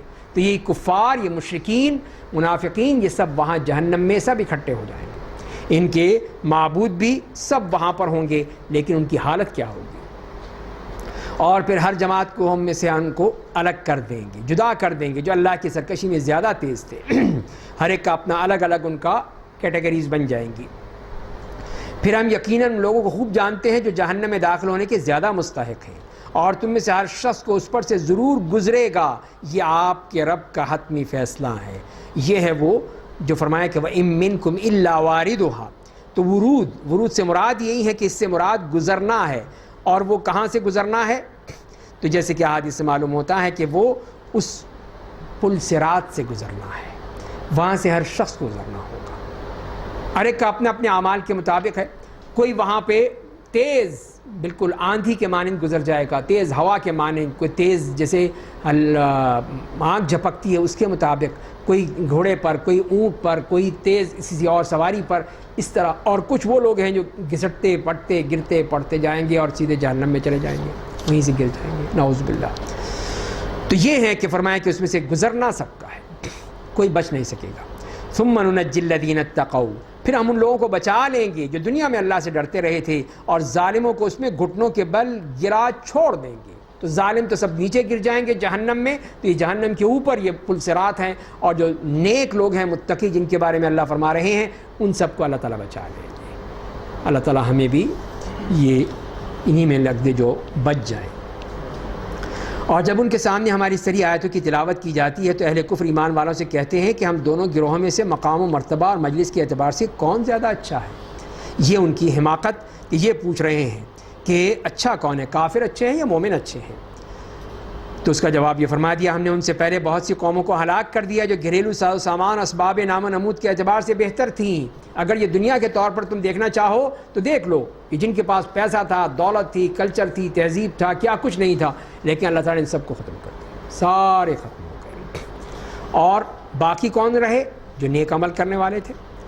آپ کہہ دیجیے جو گمراہ ہو جاتا ہے اسے رحمان خوب ڈھیل دے دیتا ہے، یہاں تک کہ جب وہ اس چیز کو دیکھ لیں گے جس کا ان سے وعدہ کیا جاتا رہا ہے، یا دنیاوی عذاب یا قیامت، تو انہیں معلوم ہو جائے گا کہ مرتبے کے اعتبار سے کون زیادہ برا ہے اور افراد کے اعتبار سے کون زیادہ کمزور ہے۔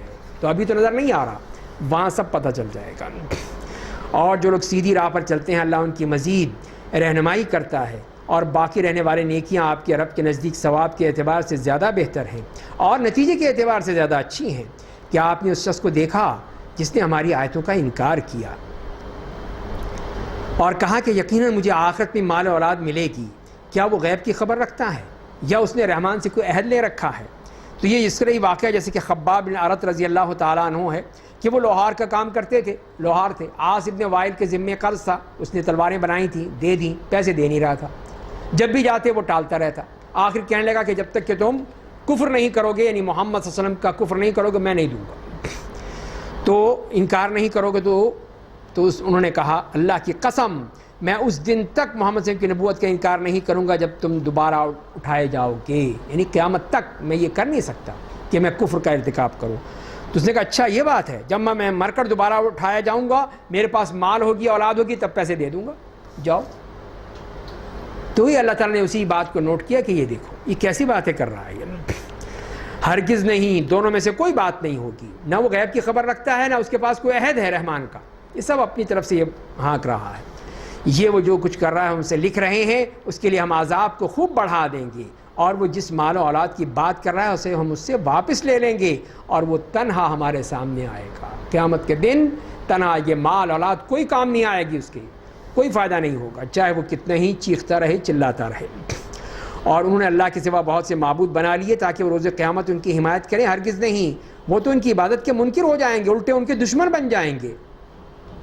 کیا آپ نہیں دیکھتے کہ ہم نے شیطانوں کو کافروں کے پیچھے لگا رکھا ہے، وہ انہیں کفر و معاصی پر خوب ابھارتے رہتے ہیں۔ اب یہاں پہ آیت نمبر 84 سے لے کر 98 تک جو آخری پیراگراف ہے جس میں رسول اللہ صلی اللہ علیہ وسلم کو تسلی دی گئی ہے کہ آپ جلدی مت کیجیے، صبر سے کام لیجیے، دعوت کا کام کرتے رہیے، اور اس میں بھی عیسائیوں کو، مشرکین کو بھی دھمکی دی گئی ہے کہ جو تمہارے سارے عقائد ہیں اللہ تعالیٰ اس کی سزا تمہیں ضرور دے گا، بس آپ ان کے بارے میں جلدی مت کیجیے، ہم ان کے دن گن رہے ہیں جس دن ہم متقیوں کو رحمان کے پاس بحیثیت مہمان جمع کریں گے، مہمان، اللہ کے مہمان ہوں گے یہ سب، اور مجرموں کو جہنم کی طرف پیاسا ہانک کر لے جائیں گے جسے جانوروں کو ہانکا جاتا ہے، اس طرح وہ، اور لوگوں کی کسی کے لیے سفارش کرنے کا اختیار نہیں ہوگا مگر جس کو رحمان کی اجازت ملے گی، یا لوگ کسی کی سفارش کے حقدار نہیں ہوں گے مگر وہ جس نے دنیا میں رحمان کے لیے کلمہ توحید کا اقرار کیا۔ اور مشرکین کہتے ہیں کہ رحمان نے کسی کو اپنی اولاد بنا رکھا ہے، تو یہ مشرکین کا جیسے کہ یہودیوں اور عیسائیوں نے کہا، اور مشرکین نے کہا کہ اللہ نے بیٹیاں بنا رکھی ہیں، یقیناً تم لوگوں نے یہ کہہ کر بہت بھاری گناہ کیا ہے۔ یہاں پہ اللہ تعالیٰ کا غصہ اپنے عروج پر ہے ان لوگوں کے لیے جو نعوذ باللہ اللہ کے لیے بیٹے اور بیٹیاں بناتے ہیں۔ قریب ہے کہ اس کے اثر سے آسمان پھٹ جائیں، زمین میں شگاف پڑ جائے اور پہاڑوں کے ٹکڑے ٹکڑے ہو جائیں کہ تم نے کتنی بڑی بات کہہ دی ہے، اتنی بڑی گستاخی اللہ کی شان میں، اس لیے کہ وہ لوگ رحمان کے لیے بیٹا ثابت کرتے ہیں، اور رحمان کے لیے مناسب ہی نہیں ہے کہ وہ اپنے لیے کسی کو بیٹا بنائے۔ آسمان اور زمین میں جتنے ہیں سب رحمان کے سامنے بندے کی حیثیت سے حاضر ہوں گے، سب اس کے بندے ہیں، اس کی مخلوق ہے، اللہ نے ان سب کو پوری طرح گن رکھا ہے، اور سب کے سب قیامت کے دن اس کے سامنے تنہا آئیں گے۔ یہ سارے جتنے بھی اس قسم کی بکواس کر رہے ہیں سب آئیں گے، اور اس کے مقابلے میں جو نیک لوگ ہیں، بے شک جو لوگ ایمان لائے انہوں نے نیک عمل کیے، رحمان ان کی محبت سب کے دلوں میں جاگزی کر دے گا۔ پس ہم نے اس قرآن کو آپ کی زبان میں آسان کر دیا ہے تاکہ اس کے ذریعے آپ متقیوں کو جنت کی بشارت دیں اور جھگڑنے والوں کو جہنم سے ڈرائیں۔ ہم نے ان سے پہلے بہت سی قوموں کو ہلاک کر دیا، کیا آپ ان میں سے کسی کو دیکھتے ہیں یا ان کی کوئی آہٹ سنتے ہیں؟ یعنی جو اللہ نے جن کو ختم کر دیا، اب وہ کہا ہے ان کا نام و نشان مٹ چکا ہے، کوئی ان کی نہ نام ہے نہ آہٹ ہے، وہ سب ختم ہو چکے ہیں، یہ بتانے کے لیے کہ تمہارا حشر بھی ایسا ہی ہوگا۔ اس طرح یہاں سورہ مریم مکمل ہوتی ہے۔ اب آتے ہیں سورہ طٰہٰ کی طرف۔ اسی پارے میں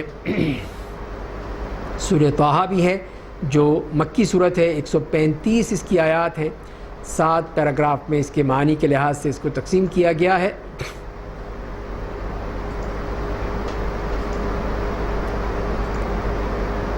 تو پہلی 8 آیات میں رسول اللہ صلی اللہ علیہ وسلم سے خطاب کر کے انہیں تسلی دی گئی ہے کہ نزول قرآن کے مقاصد بیان کر کے قرآن اللہ تعالیٰ کا تعارف بیان کیا گیا ہے۔ بسم اللہ الرحمن الرحیم، طٰہٰ ما انزلنا علیک القرآن لتشقى الا تذکرۃ لمن یخشی۔ طٰہٰ، ہم نے آپ پر قرآن اس لیے نازل نہیں کیا کہ تاکہ آپ تکلیف اٹھائیں، بلکہ اس میں اس آدمی کی نصیحت ہے جو اللہ سے ڈرتا ہے، اور یہ اس اللہ کا نازل کردہ ہے جس نے زمین اور اونچے آسمانوں کو پیدا کیا ہے۔ وہ نہایت مہربان، عرش پر مستوی ہے، جو کچھ آسمان اور زمین میں ہے، جو ان دونوں کے درمیان میں ہے، جو کچھ مٹی میں ہے، سب اسی کا ہے، ہر چیز اسی کے مالک، اس کا مالک وہ ہے۔ اور اگر آپ اونچی آواز سے بات کریں گے تو وہ بے شک خفیہ بات کو جانتا ہے اور اسی سے بھی زیادہ پوشیدہ باتوں کو جانتا ہے۔ اس اللہ کے سوا کوئی معبود نہیں ہے، اس کے بہت اچھے نام ہیں۔ تو یہ اللہ تعالیٰ کا تعارف اور نزول قرآن کی بات کر دی، اور اس کے بعد پھر حضرت موسیٰ علیہ السلام کا واقعہ شروع ہوتا ہے۔ تو یہ فرمایا کہ وَهَلْ أَتَاكَ حَدِيثُ مُوسَىٰ، اور کیا آپ کو موسیٰ کے واقعے کی اطلاع ہے؟ جب انہوں نے ایک آگ دیکھی تو اپنے بال بچوں سے کہا کہ تم لوگ ٹھہرو، میں نے آگ دیکھی ہے، شاید میں تمہارے لیے اس میں سے ایک چنگاری لے آؤں، یہ آگ کے پاس راستے کا صحیح پتہ پا جاؤں۔ پس جب وہاں پہنچے تو انہوں نے پکارا کیا کہ اے موسیٰ، بے شک میں آپ کا رب ہوں، اپنے جوتے اتار دیجئے، آپ طوا نام کی مقدس وادی میں ہیں اور میں نے آپ کو چن لیا ہے، آپ پر جو وحی کی جاتی اسے غور سے سنیے، بے شک میں ہی اللہ ہوں، میرے سوا کوئی معبود نہیں ہے، اس لیے آپ میری عبادت کیجئے اور مجھے یاد کرنے کے لیے نماز قائم کیجئے۔ تو یہ واقعہ یہاں سے شروع کر دیا گیا ہے، اور پچھلا جو واقعہ اس سے پہلے کا وہ سورہ قصص میں آئے گا، وہاں پہ تفصیل سے آئے گی بات کہ جب حضرت موسیٰ علیہ السلام مصر سے نکلے، مدین پہنچے، اور مدین میں پھر ان کی شادی ہوئی، 10 سال وہاں پر رہے، اور وہاں سے اپنے بیوی بچوں کو لے کر نکلتے ہیں جب، تو پھر شام کی طرف آتے ہوئے تو یہ واقعہ پیش آتا ہے، اور یہاں پہ ان کو نبوت ملتی ہے۔ یہ نبوت کے ساری پھر نبی اللہ تعالیٰ سے ہم کلام کا شرف حاصل ہوتا ہے۔ تو فرمایا کہ بے شک میں ہی اللہ ہوں، میرے سوا کوئی معبود نہیں، اس لیے آپ میری عبادت کیجیے اور مجھے یاد کرنے کے لیے نماز قائم کیجیے۔ بے شک قیامت آنے والی ہے، میں اسے چھپائے رکھوں گا تاکہ ہر شخص کو اس کے کیے کا بدلہ دیا جائے۔ پس آپ کو اس کی فکر سے وہ شخص غافل نہ کر دے جو اس پر ایمان نہیں رکھتا اور اپنی خواہش کی اتباع کرتا ہے، ورنہ آپ ہلاکت میں پڑ جائیے گا۔ بیچ میں یہ صرف بات بتائی گئی کہ اصل چیز قیامت کے حوالے سے اس کا مقصد کیا ہے، کہ وہ جو بھی جس نے عمل کیا ہے اس کا وہاں پہ جزا یا سزا کا معاملہ ہو جائے گا۔ اور پھر یہ بات آتی ہے موسیٰ علیہ السلام سے کہ اللہ تعالیٰ نے پوچھا اے موسیٰ آپ کے دائیں ہاتھ میں وہ کیا ہے؟ حضرت موسیٰ علیہ السلام سے اللہ تعالیٰ بات کر رہے ہیں اور ان سے پوچھ رہے ہیں آپ کے ہاتھ میں کیا ہے؟ تو موسیٰ علیہ السلام نے تو تقریر کر دی، یہ میری لاٹھی ہے، اس پر میں ٹیک لگاتا ہوں، اس کے ذریعے اپنے بکریوں کے درخت سے پتے جھاڑتا ہوں، اس میں دوسرے بھی کام بھی لیتا ہوں۔ اللہ تعالیٰ نے یہ تو نہیں پوچھا تھا کیا کیا کر رہے ہیں، یہ پوچھا تھا کیا ہے، جواب دیتے لاٹھی ہے، بات ختم ہو جاتی۔ لیکن وہ ہم کلامی کا جو اس وقت جو تذوق تھا، جو اس وقت ان کو اس وقت لطف حاصل ہو رہا تھا اپنے اللہ سے ہم کلامی کا، تو اسے وہ ختم نہیں کرنا چاہ رہے تھے، اسی لیے 1 نہیں 2 نہیں 3 نہیں 4 جملے بیان کر دیے کہ میں یہ کرتا ہوں، میں وہ کرتا ہوں، میں وہ کرتا ہوں۔ تو اللہ نے کہا موسیٰ آپ اسے زمین پر ڈال دیجئے، تو انہوں نے اسے زمین پر ڈال دیا، وہ اچانک سانپ بن کر دوڑنے لگا۔ اللہ نے کہا اسے پکڑ لیجئے، ڈریے نہیں، ہم نے اس کو پہلی حالت میں لوٹا دیا ہے، اور آپ اپنا ہاتھ اپنے بغل سے ملا لیجئے، وہ سفید روشن بے عیب بن کر ظاہر ہوگا، یہ دوسرا معجزہ ہوگا تاکہ ہم آپ کو اپنی بڑی نشانیاں دکھائیں۔ آپ میرا پیغام لے کر فرعون کے پاس جائیے، وہ بے شک وہ حد سے گزر چکا ہے۔ تو 2 معجزے عطا ہو گئے، یہ سانپ کا اور ہاتھ کا ید بیضا۔ تو یہ میری مہم کو میرے لیے آسان کر دے۔ پھر موسیٰ علیہ السلام دعا کرتے ہیں کہ اے میرے رب میرا سینہ میرے لیے کھول دے، رب اشرح لی صدری، اور میری مہم کو میرے لیے آسان کر دے، میری زبان کی گرہ کو کھول دے تاکہ وہ لوگ میری بات کو سمجھ سکیں، اور میرے گھرانے سے میرا ایک وزیر مقرر کر دے، ایک مجھے اپنے ساتھ ایک اسسٹنٹ بھی چاہیے، میرے بھائی ہارون کو مقرر کر دے، بھائی کو دے دے، ان کے ذریعے میری قوت کو بڑھا دے، میری دعوتی مہم میں ان کو میرا شریک بنا دے تاکہ ہم دونوں تیری خوب تسبیح کریں، تجھے خوب یاد کریں، تو ہمارے احوال کو خوب دیکھ رہا ہے۔ اللہ تعالیٰ نے کہا کہ ٹھیک ہے اے موسیٰ، آپ کی ساری مانگ پوری ہو، ساری دعائیں قبول، سب کچھ، اور ہم نے آپ پر اس سے قبل بھی ایک بار احسان کیا ہے۔ اور پھر اللہ تعالیٰ نے اپنے احسانات بھی بتا دیے کہ اے موسیٰ یہ پہلی مرتبہ نہیں ہے کہ یہ سب کچھ تمہیں مل رہا ہے، تمہیں پہلے بھی بہت کچھ مل چکا ہے۔ کیا ملا تھا؟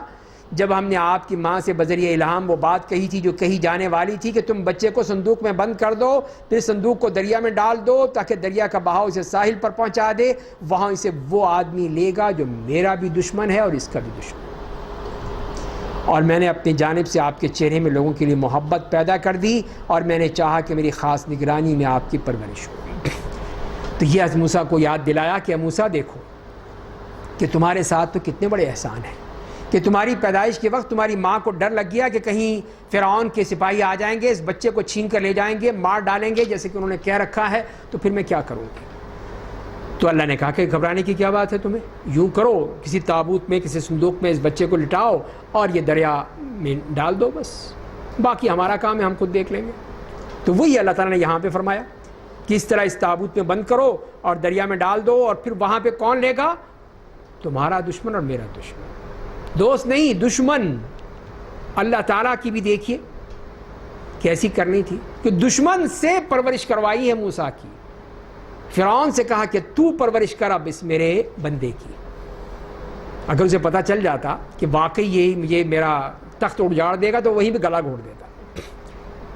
اس نے تو بیٹا بنا لیا کہ اس کی بیگم نے کہا، بیوی نے کہا کہ یہ اس کو ہم اپنا بیٹا بنا لینے کا، ٹھیک ہے۔ تو کہاں دیکھیے کس طرح اللہ تعالیٰ کی قدرت کہ اس دشمن کے گھر میں موسیٰ علیہ السلام کی پرورش ہو رہی ہے، اور اللہ تعالیٰ نے بھی کیسی کی کہ آپ کے چہرے میں لوگوں کے لیے محبت پیدا کر دی، جو دیکھتا تھا فوراً پیار کرتا تھا، فوراً محبت کرتا تھا۔ تو کیسے ہو سکتا تھا کہ وہ فرعون یا اس کی بیوی جو ہے وہ نفرت کرتے؟ جب آپ کی بہن آپ کی خبر گیری کے چلتی وہاں پہنچی تو کہنے لگی کیا میں آپ لوگوں کو ایسی عورت کا پتہ بتاؤں جو اس کی نگہداشت کرے گی؟ اس طرح ہم نے آپ کو آپ کی ماں کے پاس لوٹا دیا تاکہ اس کی آنکھ ٹھنڈی ہو، غم نہ کرے۔ تو یہ دوسرا معاملہ کہ جب وہ وہاں پہنچ گئی تو اب وہ دودھ پینے کا مسئلہ کہ بچے کو دودھ کون پلائے گا، اب وہ لے ہی نہیں رہا کسی کا دودھ، ہی نہیں پی رہا کسی کا۔ ساری دایائیں آ گئیں، جو تھی سارے اس کام کرنے والی ساری آ گئیں، نہیں مانتے۔ اب بچہ ہلکان ہو جائے گا، مر جائے گا، پریشان ہو گیا، اب کیا کرے؟ تو اس وقت ان کی بہن ساتھ ساتھ جا رہی تھی، وہ بولی کہ میں بتاتی ہوں، ایک گھر ہے وہاں پر ایک خاتون ہے، وہ آ جائے گی تو ہو سکتا ہے اس کا بچہ دودھ پی لے۔ تو یہ نہیں بتایا کون ہے، مطلب تو مسئلہ خراب ہو جاتا۔ تو پھر وہ لوٹا دیا واپس۔ اب پیسے تو خرچ ہو رہے ہیں فرعون کے، اور موسیٰ واپس پہنچ گیا اپنی ماں کے پاس۔ اللہ نے ماں کا دل بھی رکھ لیا کہ وہ بھی پریشان نہ ہو، کہ کتنی پریشان تھی کہ کہیں میرا بچے کو مار نہ دے۔ تو اللہ تعالیٰ نے واپس پہنچا دیا، اسی لیے فرمایا تاکہ اس کی آنکھ ٹھنڈی ہو اور غم نہ کرے کہ میرا بچہ میری گود میں ہے، اور اب وہ بچہ جو ہے وہ ماں اس کو پال رہی ہے۔ اور تیسرا احسان یہ کہ آپ نے ایک شخص کو جان سے مار دیا تھا، ہم نے آپ کو غم سے نجات دی اور ہم نے آپ کو مختلف آزمائشوں سے گزارا۔ آپ ایک بندہ مار کر بھاگ لیے تھے وہاں سے، پھر کیا ہوا تھا؟ پھر ہم نے بچایا تھا آپ کو۔ پھر آپ کئی سال تک مدین والوں کے درمیان رہے، پھر اے موسیٰ آپ یہاں میرے مقرر کردہ وقت پر آئے ہیں۔ پھر آپ 10 سال رہے وہاں پر مدین میں، بیوی بچوں کے ساتھ وہاں پہ رہے، اور اب جب وقت آ گیا تو میں نے یہاں بلا لیا آپ کو، اب یہاں آ گئے آپ۔ یہ میری ساری پلاننگ ہے، اللہ کی پلاننگ تھی، اللہ کی پلاننگ کے تحت یہ اب وہاں پہنچ گئے، اور میں نے آپ کو اپنے لیے خاص کر لیا۔ اللہ کے مخصوص کتنے محبوب بندے ہیں آپ، اور آپ کے بھائی دونوں میری نشانیاں لے کر جائیے، مجھے یاد کرنے میں سستی مت کیجیے۔ آپ دونوں میرا پیغام لے کر فرعون کے پاس جائیے، بے شک وہ حد سے گزر چکا ہے، بس اس سے نرم گفتگو کیجیے، شاید کہ وہ نصیحت قبول کر لے یا اس کے دل میں اللہ کا خوف آ جائے۔ اتنا بڑا فرعون، ڈکٹیٹر، جابر اور قاہر، اس کے بارے میں کہا جا رہا ہے کہ آرام سے بات کیجیے گا، نرمی سے، اچھے طریقے سے، لڑ جھگڑ کے نہیں، آرام سے بات کیجیے گا۔ تو دونوں نے کہا ہمارے رب ہمیں ڈر ہے کہ ہم پر زیادتی نہ کر جائے یا تیرے حق میں مزید سرکشی نہ کرنے لگے۔ ڈر بھی ہو گیا کہ کہیں ہمیں مار ہی نہ دے۔ اللہ نے کہا تم دونوں ڈرو نہیں، بے شک میں تم دونوں کے ساتھ ہوں، سب کچھ سنتا اور دیکھتا ہوں۔ بس تم دونوں اس کے پاس جاؤ اور کہو ہم دونوں تمہارے رب کے پیغمبر ہیں، اس لیے ہمارے ساتھ بنی اسرائیل کو جانے دو، انہیں عذاب مت دو، ہم تمہارے پاس تمہارے رب کا معجزہ لے کر آئے ہیں، اور سلامتی اس آدمی پر جو رائے حق کی پیروی کرے۔ تو اس طرح یہ اللہ تعالیٰ کی طرف سے حکم ہے کہ جاؤ اب دونوں جا کے فرعون کو دعوت دو، اللہ کے دین کی دعوت، توحید کی دعوت، اور بنی اسرائیل کو بچاؤ۔ تو یہ وہ پہلی گفتگو ہوئی اللہ تعالیٰ سے۔ اب تیسرے پیراگراف میں اب وہ جاتے ہیں فرعون کے دربار میں، اس ڈکٹیٹر کے دربار میں حضرت موسیٰ کی دعوت، اور پھر وہاں سے مستقل کشمکش کی داستان شروع ہوتی ہے جو فرعون کے مرنے پر ختم ہوتی ہے۔ بے شک ہم پر وہی آئی ہے کہ اللہ کا عذاب اس پر نازل ہوگا جو حق کو جھٹلائے گا اور اسے روگردانی کرے گا۔ فرعون نے پوچھا، اے موسیٰ پھر تم دونوں کا رب کون ہے؟ میں نہیں ہوں تو پھر کون ہے؟ وہ تو یہی کہتا تھا کہ میں ہوں۔ موسیٰ نے کہا ہمارا رب وہ ہے جس نے ہر چیز کو پیدا کیا ہے، پھر دنیا میں رہنے کے لیے ان کی رہنمائی کی ہے۔ فرعون نے پوچھا تو گزشتہ مشرک قوموں کا انجام کیا ہوگا جو پہلے مر چکے ہیں؟ تو موسیٰ نے کہا ان کے انجام کا علم میرے رب کے پاس ایک کتاب میں ہے، میرا رب نہ غلطی کرتا ہے اور نہ بھولتا ہے، یہ میرا کام نہیں، یہ میرے رب کا کام ہے۔ جسے زمین کو تمہارے واسطے بچھونا بنایا، اس میں تمہارے چلنے کے راستے بنائے ہیں، آسمان سے بارش نازل کی ہے، پس ہم نے اس کے ذریعے مختلف قسم کے پودے نکالے ہیں، خود بھی کھاؤ، اپنے چوپاؤں کو بھی چراؤ، بے شک اس میں عقل والوں کے لیے نشانیاں ہیں۔ یہ اللہ کی قدرت، ہم نے تم سب کو زمین سے پیدا کیا، اسی میں تمہیں لوٹا دیں گے، دوسری بار اسی سے تمہیں اٹھا دیں گے، اور ہم نے اسے اپنی تمام نشانیاں دکھائیں، لیکن اس نے ان سب باتوں کو جھٹلا دیا، نہیں مانا اور حق بات کا منکر ہو گیا۔ فرعون نے کہا اے موسیٰ کیا تم ہمارے پاس اس لیے آئے ہو کہ اپنے جادو کے زور سے ہمیں ہماری سرزمین سے نکال دو؟ یہ مسئلہ ہے تمہارا کہ ایک تو یہی اپنا تعصب اور عصبیت اس نے اجاگر کرنا چاہیے۔ بس ہم یقیناً تمہارے مقابلے کے لیے اسی جیسا جادو لے آئیں گے، بس ہمارے اور تمہارے درمیان شہر کے وسط میں مقابلے کا وقت مقرر کر لو جس کی ہم میں سے کوئی خلاف ورزی نہ کرے۔ موسیٰ نے کہا ٹھیک ہے، تمہارا وقت عید کا دن ٹھہرا، لوگوں کو دن چڑھے جمع ہو جانا چاہیے۔ پھر وہاں فرعون اٹھ کر چلا گیا اور اپنے تمام داؤ پیچ جمع کر کے دوبارہ آیا۔ سب کچھ کہ اب کیا کرنا ہے۔ موسیٰ نے جادوگروں سے کہا کہ تمہاری شامت ہو، اللہ کے بارے میں جھوٹ مت بولو ورنہ وہ تمہیں کسی عذاب کے ذریعے ہلاک کر دے گا۔ جو افترا پردازی کرتا ہے وہ نقصان اٹھاتا ہے۔ تو اپنے معاملے میں آپس میں اختلاف کرنے لگے، سرگوشیاں کرنے لگے۔ اب کیا کریں؟ جانتے تو تھے حضرت موسیٰ علیہ السلام کو، دعوت بھی جانتے تھے، لیکن اب کریں یا نہ کریں؟ تو انہوں نے کہا بے شک یہ دونوں جادوگر ہیں، چاہتے ہیں کہ اپنے جادو کے زور سے تمہیں تمہاری سرزمین سے بے دخل کر دیں اور تمہیں تمہارے مذہب سے ختم کر دیں، اس لیے تم سب اپنے داؤ پیچ کو جمع کرو، پھر ایک صف بن کر آگے بڑھو، آج کے دن جو غالب رہے گا وہی کامیاب ہو جائے گا۔ تو فرعون نے انہیں کہا کہ نہیں، تیار، چلو بس آج مقابلہ کرنا ہے۔ جادوگر نے کہا ہے موسیٰ یا تم پہلے اپنی لاٹھی زمین پر ڈالو یا ہم پہلے ڈالتے ہیں۔ تو موسیٰ نے کہا پہلے کہ تم ہی ڈالو۔ تو ان کے جادو کے زیر اثر انہیں ایسا دکھائی دینے لگا جیسے ان کی رسیاں اور لاٹھیاں زمین پر دوڑ رہی ہیں، اس طرح دکھایا ایسے زبردست وہ جادو لے کر آئے تھے۔ تو موسیٰ نے اپنے دل میں بھی خوف محسوس کرنے لگے۔ ہم نے کہا آپ ڈریے نہیں، بے شک غالب آپ رہیں گے، اور آپ کے دائیں ہاتھ میں جو لاٹھی ہے اسے زمین پر ڈال دیجیے، ان کے تمام بناوٹی سانپوں کو ہڑپ کر جائے گی۔ انہوں نے جو بنایا ہے وہ ایک جادوگر کا مکر و فریب ہے، اور جادوگر جدھر سے آئے کامیاب نہیں ہوتا۔ بس تمام جادوگر سجدے میں گر گئے۔ جب انہوں نے دیکھا انہیں پتہ چل گیا کہ ہمارا جادو تو کیا ہے، نظر بندی ہے صرف، اور کچھ بھی نہیں ہے، اور یہ حقیقت ہے، یہ ایک حقیقت ہے جو سب کو کھا گیا، ہڑپ کر گیا۔ تو ہمارا سانپ تو کچھ نہیں کر سکتا، اس لیے کہ وہ رسی ہے، لاٹھی ہے، وہ تو کچھ نہیں بنا۔ فرعون نے کہا کہ قبل اس کے کہ میں تمہیں اجازت دوں تم لوگ موسیٰ پر ایمان لے آئے، بے شک یہی تمہارا بڑا جادوگر ہے۔ یہ سب تم نورا کشتی کر رکھی تھی، آپس میں ملے ہوئے تھے۔ تو یہ جس نے تم لوگوں کو جادو سکھایا، تو میں تمہارے ایک طرف کے ہاتھ دوسری طرف کے پاؤں کاٹ ڈالتا ہوں اور کھجور کے تنوں پر تمہیں سولی پہ چڑھا دیتا ہوں، تب تم ضرور جان لو گے کہ موسیٰ اور مجھ میں کس کا عذاب زیادہ سخت اور زیادہ دیر رہنے والا ہے۔ تو اس نے دھمکیاں دینی شروع کر دی۔ تو جادوگر نے کہا کہ ہم تمہیں ہرگز ترجیح نہیں دیں گے ان واضح دلائل پر جو ہمارے سامنے آ چکے ہیں، اور اس ذات برحق پر جس نے ہمیں پیدا کیا ہے، تو تمہیں جو فیصلہ کرنا ہے کر گزرو۔ تم صرف اس دنیاوی زندگی میں ہی فیصلہ کر سکتے ہو، بس، اور کیا؟ مار ڈالو گے اور کیا کر لو گے؟ باقی معاملہ تو اللہ کے ہاں ہے، تو اس لیے ہم تمہاری بات نہیں مانتے۔ تو یہ کتنے ایمان افروز واقعات ہیں ان جادوگروں کے کہ ابھی وہ کچھ دیر پہلے ہی وہ کفر میں پوری طرح لچھڑے ہوئے تھے، اور کہاں ایمان جب داخل ہوا تو شہداء بن گئے، شہادت کا درجہ پا لیا۔ بے شک ہم اپنے رب پر ایمان لے آئے ہیں تاکہ وہ ہمارے گناہوں کو معاف کر دے، جادو کے ان کرتبوں کو بھی معاف کر دے جن پر تم نے ہمیں مجبور کیا تھا۔ فرعون سے کہہ رہے ہیں اللہ کی ذات سب سے بہتر ہمیشہ باقی رہنے والی ہے، بے شک جو شخص قیامت کے دن اپنے رب کے سامنے مجرم کی حیثیت سے آئے گا تو اس کا ٹھکانہ جہنم ہوگا، اس میں نہ وہ مرے گا نہ زندہ رہے گا، نہ موت ہے نہ زندگی ہے۔ اور جو شخص کے سامنے مومن کی حیثیت سے آئے گا، عمل صالح کیا ہوگا تو انہیں بلند درجات ملیں گے، عدن نام کی جنتیں ملیں گی جن کے نیچے نہریں جاری ہوں گی، ان میں ہمیشہ کے لیے رہیں گے۔ جو گناہوں سے پاک ہوتا ہے اسے ایسا ہی بدلہ ملتا ہے۔ اور ہم نے موسیٰ کو وحی بھیجی کہ آپ میرے بندوں کو لے کر رات کے وقت نکل جائیے، پھر اپنی لاٹھی کے ذریعے سمندر میں ان کے لیے خشک راستہ بنا لیجیے، آپ نہ پکڑے جانے سے ڈریے گا نہ دل میں کسی اور خوف کو جگہ دیجیے گا۔ بس فرعون نے اپنی فوجوں کے ساتھ ان کا پیچھا کیا تو دریا کی موجوں نے انہیں اپنی لپیٹ میں لے لیا، اور فرعون نے اپنی قوم کو گمراہ کر دیا اور انہیں سیدھی راہ پر نہیں ڈالا۔ اس طرح اس کا خاتمہ ہو۔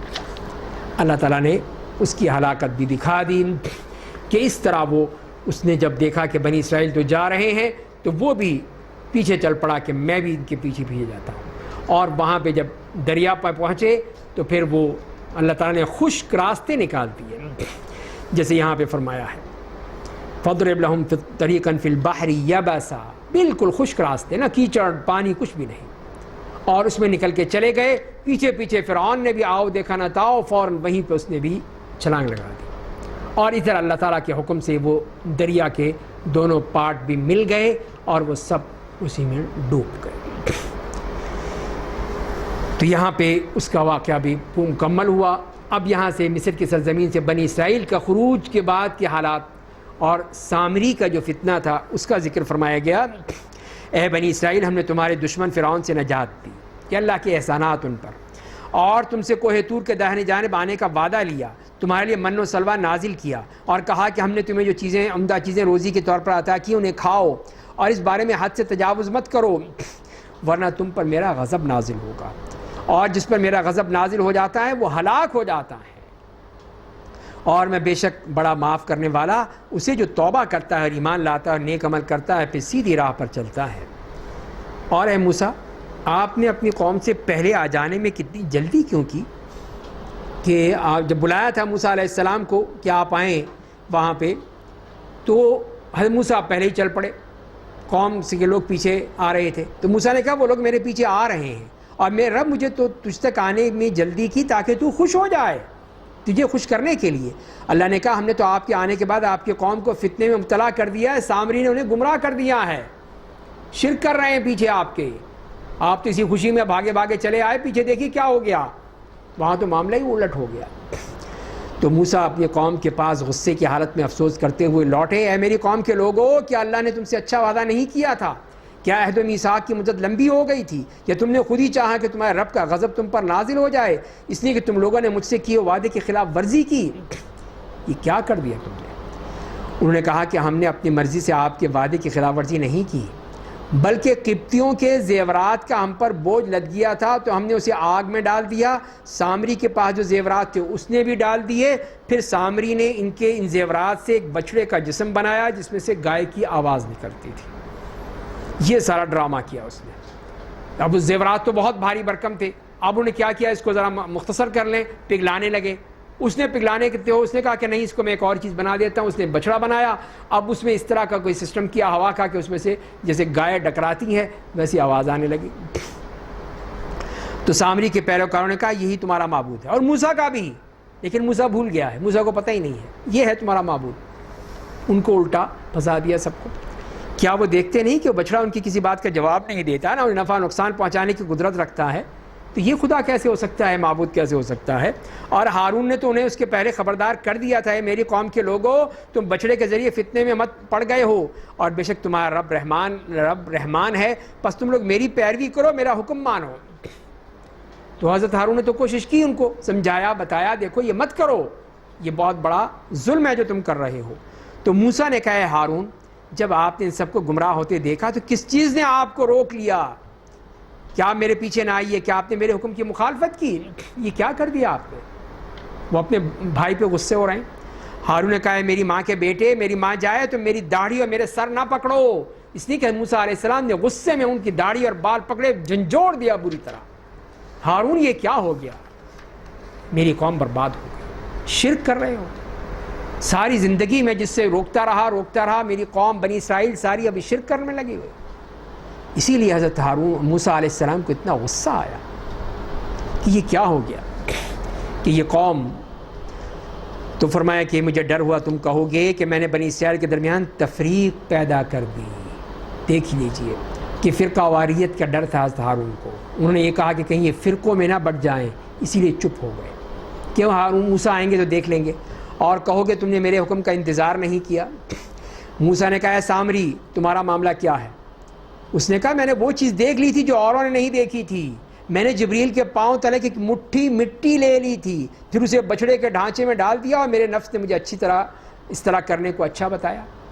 یہ تھا کہ میں نے دیکھا کہ جہاں پہ بھی جبریل کی وہ سواری کے پاؤں ہوتے ہیں وہاں کوئی اثر ہو جاتا ہے کیا، میں نے وہی جگہ لے لی، وہی مٹی اٹھا لی وہاں سے، اسی لیے اس کا فائدہ ہوا، اور یہ دیکھو آواز آنے لگی۔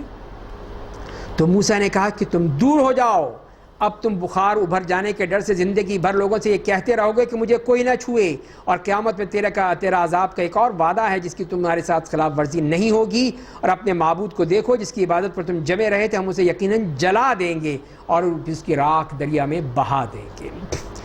تو اس کے لیے پھر وہ یہ کیا اللہ تعالیٰ نے کہ اس کو ایسی بیماری لگ گئی، بدترین قسم کی بیماری، کہ اس کا حال یہ تھا کہ کوئی اس کے قریب آتا تو وہ چیختا تھا کہ میرے قریب مت آؤ، میرے قریب مت آؤ، لا مساس لا مساس، کوئی مجھے چھوئے تک نہیں۔ تو یہ اس کی بیماری میں اس طرح اس کو چھوڑ دیا، اور وہ اسی میں بخار میں، شدید بخار میں، حتیٰ کہ وہ شہر سے نکل کے باہر چلا گیا، جانوروں کی زندگی بسر کرتے کرتے مر گیا۔ یہ کہ اس نے کس طرح یہ تباہ کیا تھا بنی اسرائیل کو۔ فرمایا کہ بے شک تم سب کا معبود وہ اللہ ہے جس کے سوا کوئی معبود نہیں ہے، وہ اپنے علم کے ذریعے ہر چیز کا محیط ہے۔ اے میرے نبی، ہم اسی طرح آپ کو گزشتہ قوموں کی خبریں سناتے رہتے ہیں، اور ہم نے آپ کو اپنے پاس سے قرآن دیا ہے۔ اب یہاں سے جو 5واں پیراگراف ہے، احوال قیامت بیان کیے جا رہے ہیں۔ جو اس سے روگردانی کرے گا وہ قیامت کے دن گناہوں کا بوجھ اٹھائے ہوئے ہوگا، اور ایسے لوگ ان گناہوں کو ہمیشہ اٹھائے پھریں گے، اور قیامت کے دن ان کے لیے بہت ہی برا بوجھ ہوگا۔ اور جس دن سور پھونک دیا جائے گا، ہم مجرموں کو اس دن میدان حشر میں اکٹھا کریں گے، اس حال میں کہ ان کی آنکھیں مارے خوف کے نیلی ہو چکی ہوں گی، پتھرائی ہوئی ہوں گی۔ چپکے چپکے ایک دوسرے سے کہیں گے کہ تم لوگ دنیا میں صرف 10 دن رہے تھے، یاد ہی نہیں رہے گا کتنے دن رہے۔ ہولناکی اتنی ہوگی، اتنا زبردست وہ ماحول ہوگا کہ وہ برداشت نہیں کر سکے۔ کہیں گے اچھا 10 دن رہے تھے۔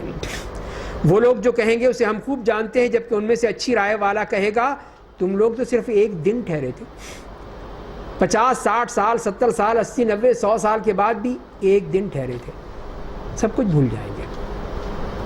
اور لوگ آپ سے پہاڑوں کے بارے میں سوال کرتے ہیں، آپ کہہ دیجئے میرا رب انہیں ریزہ ریزہ کر کے اڑا دے گا، سب ختم ہو جائے گا اس دن۔ پھر زمین کو صاف میدان بنا کر چھوڑ دے گا، نہ اس میں آپ کوئی کجی دیکھیں گے نہ کوئی ٹیلا، لا تری فیہا عوجا ولا امتا۔ اس دن وہ لوگ پکارنے والے کے پیچھے ہو لیں گے، ذرا بھی انحراف نہیں کریں گے، اور رحمان کے روب سے تمام آوازیں بند ہو جائیں گی، پس اب ہلکی آہٹ کے سوا بھی کچھ نہیں سنیں گے، کوئی بولنے کی مجال نہیں ہوگا۔ اللہ کا وہ جاہ و جلال، اس کی ہیبت اتنی طاری ہوگی کہ بول نہیں سکیں گے۔ فرمایا اس دن سوائے اس آدمی کے کسی کی سفارش کام نہیں آئے گی جسے رحمان شفاعت کرنے کی اجازت دیں گے۔ اللہ کی اجازت کے بغیر بول نہیں سکے گا، کوئی سفارش نہیں کر سکے گا، شفاعت نہیں کر سکے گا۔ اس دن کی اس بات کو پسند کر لے، یا اس دن سوائے اس آدمی کے کسی کی شفاعت مفید نہیں ہوگی جس کے لیے رحمان کسی کی شفاعت کرنے کی اجازت دے دے، اور اس کے لیے اس بات کو پسند کر لے۔ تو اجازت بھی رضامندی بھی، دونوں باتیں ہیں، دونوں شرطیں ہیں، جس کو اللہ تعالیٰ اجازت دے اور جس سے راضی ہوں، شفاعت کرنے والے سے بھی اور جس کی جائے اس سے بھی، تو ہوگی ورنہ نہیں ہوگی۔ یہاں پہ کوئی شفاعت کا ٹھیکہ نہیں دیا ہے کسی کو کہ جو چاہے کہے جی ہاں جی جو مرضی کر لو، میں لے جاؤں گا تمہیں، میں سیدھا جنت پہ پہنچا کے آؤں گا تمہیں۔ جیسے یہاں کے ٹریولنگ ایجنٹ ہوتے ہیں کہ جو عمرہ کرا دوں گا بعد میں پیسے لے کے بھاگ جاتے ہیں، تو یہ بھی یہی کریں گے جو یہ سارے جتنے بھی ہیں اس قسم کے یہ بہانے کرتے ہیں کہ تمہیں ہم بچا لیں گے، کوئی مسئلہ ہی نہیں ہے ہمارا، سارے ہمارے یار ہیں وہاں پر، جبریل بھی ہمارا یار ہے، میکائیل بھی، اسرافیل بھی، ان سے کہیں گے ہٹ جاؤ بچے، جان دیو جی جان دیو اپنی سواریاں لیں۔ تو یہ دیکھیے یہ ایسا بات نہیں، ایسی بات نہیں ہوگی۔ کہاں اللہ تعالیٰ کا یہ قول ہے کہ وہاں تو سفارش کرنے والے جو ہیں وہ کانپ رہے ہوں گے، انبیاء کرام ہوں یا اور ہوں، وہ تو جب اللہ کی اجازت ہوگی تبھی کر سکیں گے، اس کے علاوہ تو بولنے کا مجال نہیں ہے۔ اور جو کچھ انسانوں کے آگے ہے، جو کچھ ان کے پیچھے، اللہ ان سب کو جانتا ہے۔ لوگوں کا علم اس کا احاطہ نہیں کر سکتا، اس کا علم تو سب سے پوری دنیا پر چھایا ہوا ہے۔ اور اس دن تمام چہرے اس ذات کی بارگاہ میں جھکے ہوں گے جو ہمیشہ سے زندہ ہے، ہمیشہ زندہ رہے گا، جس کے ذریعے آسمان و زمین کی ہر چیز قائم ہے، اور جو ظلم و شرک کر کے آئے گا وہ خائب و خاسر ہوگا، اور جو نیک اعمال کرے گا وہ اس حال میں کہ وہ مومن ہوگا، اسے کسی ظلم و زیادتی اور کسی نقصان کا خطرہ نہیں ہوگا۔ اور اسی طرح ہم نے قرآن کو عربی زبان میں نازل کیا ہے، اس میں ہم نے لوگوں کو دھمکی دینے اور ڈرانے کے مختلف انداز اختیار کیے ہیں تاکہ وہ تقویٰ کی راہ اختیار کریں یا قرآن کے دل میں کوئی عبرت و نصیحت پیدا کر دیں۔ تو یہ اللہ تعالیٰ نے جو قرآن کا معاملہ بیان کر دیا کہ یہ ہے کہ آپ اس کو پڑھیے، اس کو سنائیے، سمجھیے، باقی کام اللہ کا ہے، اللہ تعالیٰ اس کو محفوظ رکھے گا آپ کے دل میں، آپ جلدی مت کیجیے۔ بس وہ بہت ہی عالی شان والا ہے، اللہ جو سارے جہان کا بادشاہ ہے، آپ قرآن کو یاد کرنے کی جلدی مت کیجیے۔ اسے وہاں فرمایا سورہ قیامت کہ لا تحرک به لسانک لتعجل به ان علینا جمعہ وقرآنہ، کہ آپ اپنی زبان مت ہلائیے، اس لیے کہ شروع میں نبی کریم صلی اللہ علیہ وسلم یہی کوشش کرتے تھے کہ کسی طرح میں کہیں بھول نہ جاؤں، تو آپ بھی جلدی جلدی پڑھنے کی کوشش کرتے تھے، تو اللہ تعالیٰ نے منع فرمایا کہ نہیں آپ یہ مت کیجیے، ہمارا میں ذمہ ہے تو ہم کریں گے، آپ بس سنتے رہیے، بس سنیے، باقی اب جب آپ پڑھیں گے تو زبان پہ جاری ہو جائے گا فوراً، ہم آپ کے دل میں محفوظ کر دیں گے۔ تو یہ تو اللہ کا معاملہ ہے۔ تو یہاں پر بھی یہی فرمایا آپ قرآن یاد کرنے میں جلدی مت کیجیے، اس سے قبل کہ آپ پر اس کی وحی پوری ہو جائے، اور دعا کیجیے کہ میرے رب مجھے اور زیادہ علم دے، وَقُلْ رَبِّ زِدْنِي عِلْمًا، کس کی اضافہ صرف علم کے اضافے کی دعا مانگی گئی ہے کہ یہ ہمیں اور دے دے۔ اس کے بعد چھٹے پیراگراف میں آدم اور ابلیس کا واقعہ نقل کیا گیا ہے، اللہ تعالیٰ کے قانون و جزا سزا کی وضاحت بھی کر دی گئی ہے، اور ہم نے اس سے پہلے آدم سے عہد و پیمان لیا تھا، وہ بھول گئے، ان سے کہا تھا کہ دیکھیں آپ اس درخت کے قریب مت جائیں، ہم نے ان کے ارادے میں پختگی نہیں پائی، اور جب ہم نے فرشتوں سے کہا تم سب آدم کو سجدہ کرو تو ابلیس کے سوا سب نے سجدہ کیا، اس نے انکار کر دیا، تو ہم نے کہا اے آدم بے شک یہ ابلیس تمہارا اور تمہاری بیوی کا دشمن ہے، ایسا نہ ہو کہ تمہیں جنت سے نکال دے پھر تم تکلیف اٹھاتے پھرو گے، اور جنت میں نہ تمہیں کبھی بھوک لگے گی، نہ تم ننگے ہوگے، نہ اس میں تمہیں پیاس لگے گی، نہ تم دھوپ میں رہو گے، آسانی ہی آسانی، مزہ ہی مزہ۔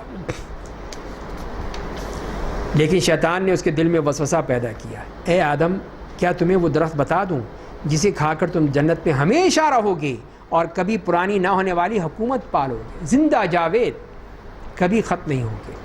بس دونوں میاں بیوی نے اس پر درخت میں سے کھا لیا، آ گئے اس کے وسوسے میں، اس کے دھوکے میں، کھاتے ہی دونوں کی شرمگاہیں کھل گئیں، دونوں جنت کے پتے لے کر اپنے جسموں پر چپکانے لگے، آدم نے اپنے رب کی نافرمانی کی تو گمراہ ہو گیا، تو ظاہر جنت کا لباس تھا اتر گیا، پھر ان کے رب نے انہیں چن لیا تو ان کی توبہ قبول کر لی، انہیں راہ راست پر ڈال دیا، اسی لیے حضرت آدم علیہ السلام نے فوراً توبہ کر، ربنا ظلمنا انفسنا وان لم تغفر لنا وترحمنا لنکونن من الخاسرین، اپنے رب سے دعا کر لی، اللہ نے ان کی دعا قبول فرما لی،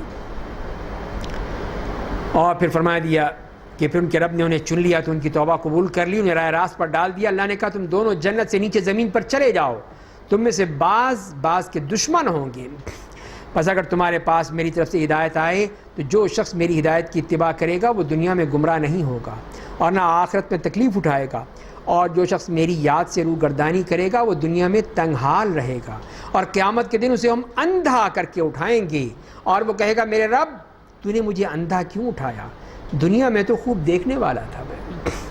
تو یہ سزا اس کی جو اللہ کی اس ہدایت کو ٹھکرا دے گا، کہ ایک تو اس کی فرمایا کہ دنیا میں تنگ حالی، اس کی معیشت تنگ کر دی جائے گی، اور آخرت میں اندھا اٹھایا جائے گا، وہ کہے گا اے اللہ میں تو بصیرت والا تھا، دیکھنے والا تھا، میں اندھا کیسے ہو گیا۔ تو اللہ تعالیٰ فرمائیں گے کہ اسی طرح تمہارے پاس میری آیتیں آئی تھیں تو تم نے انہیں بھلا دیا تھا، اور اسی طرح آج تم بلا دیے جاؤ گی، اور جو حد سے تجاوز کرتا ہے اپنے رب کی آیتوں پر ایمان نہیں لاتا ہے اسے ہم ایسا ہی بدلہ دیا کرتے ہیں، اور یقیناً آخرت کا عذاب زیادہ سخت اور طویل مدت تک باقی رہنے والا ہے۔ کیا انہیں اس بات سے ہدایت نہیں ملی ہے کہ ہم نے ان سے پہلے بہت سی قوموں کو ہلاک کر دیا جن کے گھروں میں اب یہ لوگ چل رہے ہیں؟ بے شک اس میں عقل والوں کے لیے نشانیاں ہیں۔ اگر آپ کے رب کی جانب سے پہلے ایک فیصلہ نہ ہو چکا ہوتا اور قیامت کے لیے ایک مقررہ وقت نہ ہوتا تو ان پر عذاب لازم ہو جاتا، لیکن یہ اللہ تعالیٰ نے وقت مقرر کر رکھا ہے، قیامت ایک وقت پر آئے گی، اس سے پہلے نہیں آئے گی۔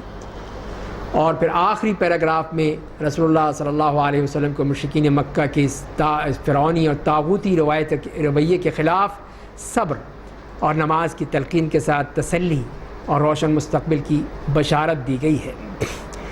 بس کفار مکہ آپ کے بارے میں جو کچھ کہتے ہیں اس پر صبر کیجیے، اپنے رب کی حمد و ثنا بیان کرنے کے لیے تسبیح پڑھیے، آفتاب طلوع ہونے سے پہلے، اس کے غروب ہونے سے پہلے، رات کے کچھ اوقات میں بھی تسبیح پڑھیے، دن کی ابتدا اور انتہا کے وقت بھی، تاکہ آپ خوش رہیے۔ تو یہاں پہ نمازوں کے اوقات بتا دیے ہیں، طلوع آفتاب اور غروب آفتاب سے پہلے وہ فجر کی نماز، ادھر یہ عصر کی نماز، رات کے اوقات میں مغرب اور عشاء کی نماز، اور دن کے دونوں کناروں میں اپنے رب کی پاکیزگی بیان کیجیے۔ تو یہ نمازوں کے ذکر بھی آ گیا، اور اس میں ظہر کی نماز کا بھی، تو یہ اوقات ہیں، اس میں اپنے رب کو یاد کیجیے۔ اور آپ اپنی آنکھوں دنیاوی زندگی کی ان عارضی رونقوں پر مت ڈالیے جن سے ہم کافروں کے مختلف گروہوں کو بہراور کر رکھا ہے، تاکہ ہم انہیں ان کے ذریعے فتنہ میں ڈال دیں، اور آپ کے لیے آپ کے رب کی دی ہوئی روزی زیادہ بہتر ہے، دیر پا ہے۔ اور آپ اپنے گھر والوں کو نماز کا حکم دیجئے اور خود بھی اس کے پابندی کیجئے۔ ہم آپ سے روزی نہیں مانگتے، ہم آپ کو روزی دیتے ہیں، اور بھلا انجام تقوی والوں کے لیے ہے۔ اور کفار کہتے ہیں کہ وہ اپنے رب کے پاس سے ہمارے لیے کوئی نشانی کیوں نہیں لے کر آتا؟ کیا آپ کی نبوت سے متعلق جو دلائل گزشتہ آسمانی کتابوں میں پائے جاتے ہیں وہ ان کو نہیں پہنچے ہیں، ان کو نہیں معلوم؟ اب یہ دلائل مانگ رہے ہیں۔ اور اگر ہم اپنا رسول بھیجنے سے پہلے کسی عذاب کے ذریعے انہیں ہلاک کر دیتے تو کہتے اے ہمارے رب، تو نے ہمارے پاس کوئی رسول کیوں نہیں بھیجا؟ اگر نہ آتا تو مصیبت، جب آ گیا تو مشکل، تاکہ ہم ذلیل رسوا ہونے سے پہلے تیری آیتوں کی پیروی کر لیتے۔ آپ کہہ دیجئے کہ ہر شخص انجام کا انتظار کر رہا ہے، تو تم بھی انتظار کر لو، پس تم ان قریب جان لو گے کہ سیدھی راہ والے کون ہیں اور کون راہ راست پر گامزن ہیں۔ تو اس طرح نبی کریم صلی اللہ علیہ وسلم کو یہ حکم دیا گیا کہ آپ سرکش کافروں سے کہہ دیجئے کہ ہم اور تم سب اپنے انجام کا انتظار کر رہے ہیں، اب تم بھی انتظار کرو، ہم بھی انتظار کرتے ہیں۔ جب مسلمانوں کو عنقریب فتح و نصرت حاصل ہو جائے گی تو اس وقت پتہ چل جائے گا کہ کون اسلام پر قائم رہتا ہے، کون راہ نجات پر ہے، اور کون گمراہ ہو کر ہلاک و برباد ہوتا ہے۔ تو یہی ہوا کہ اللہ تعالیٰ نے پھر مسلمانوں کو فتح و نصرت دی، کامیاب ہوئے، اور یہ کافر اور مشرک کس طرح تباہ و برباد ہوئے کہ ان کو پھر رہنے کی جگہ بھی نہ مل سکی۔ اس طرح یہ سورہ طٰہٰ مکمل ہوتی ہے۔ کل انشاءاللہ اگلی سورت سے شروع کریں گے۔ اللہ تعالیٰ ہمیں سمجھنے اور عمل کرنے کی توفیق عطا فرمائے۔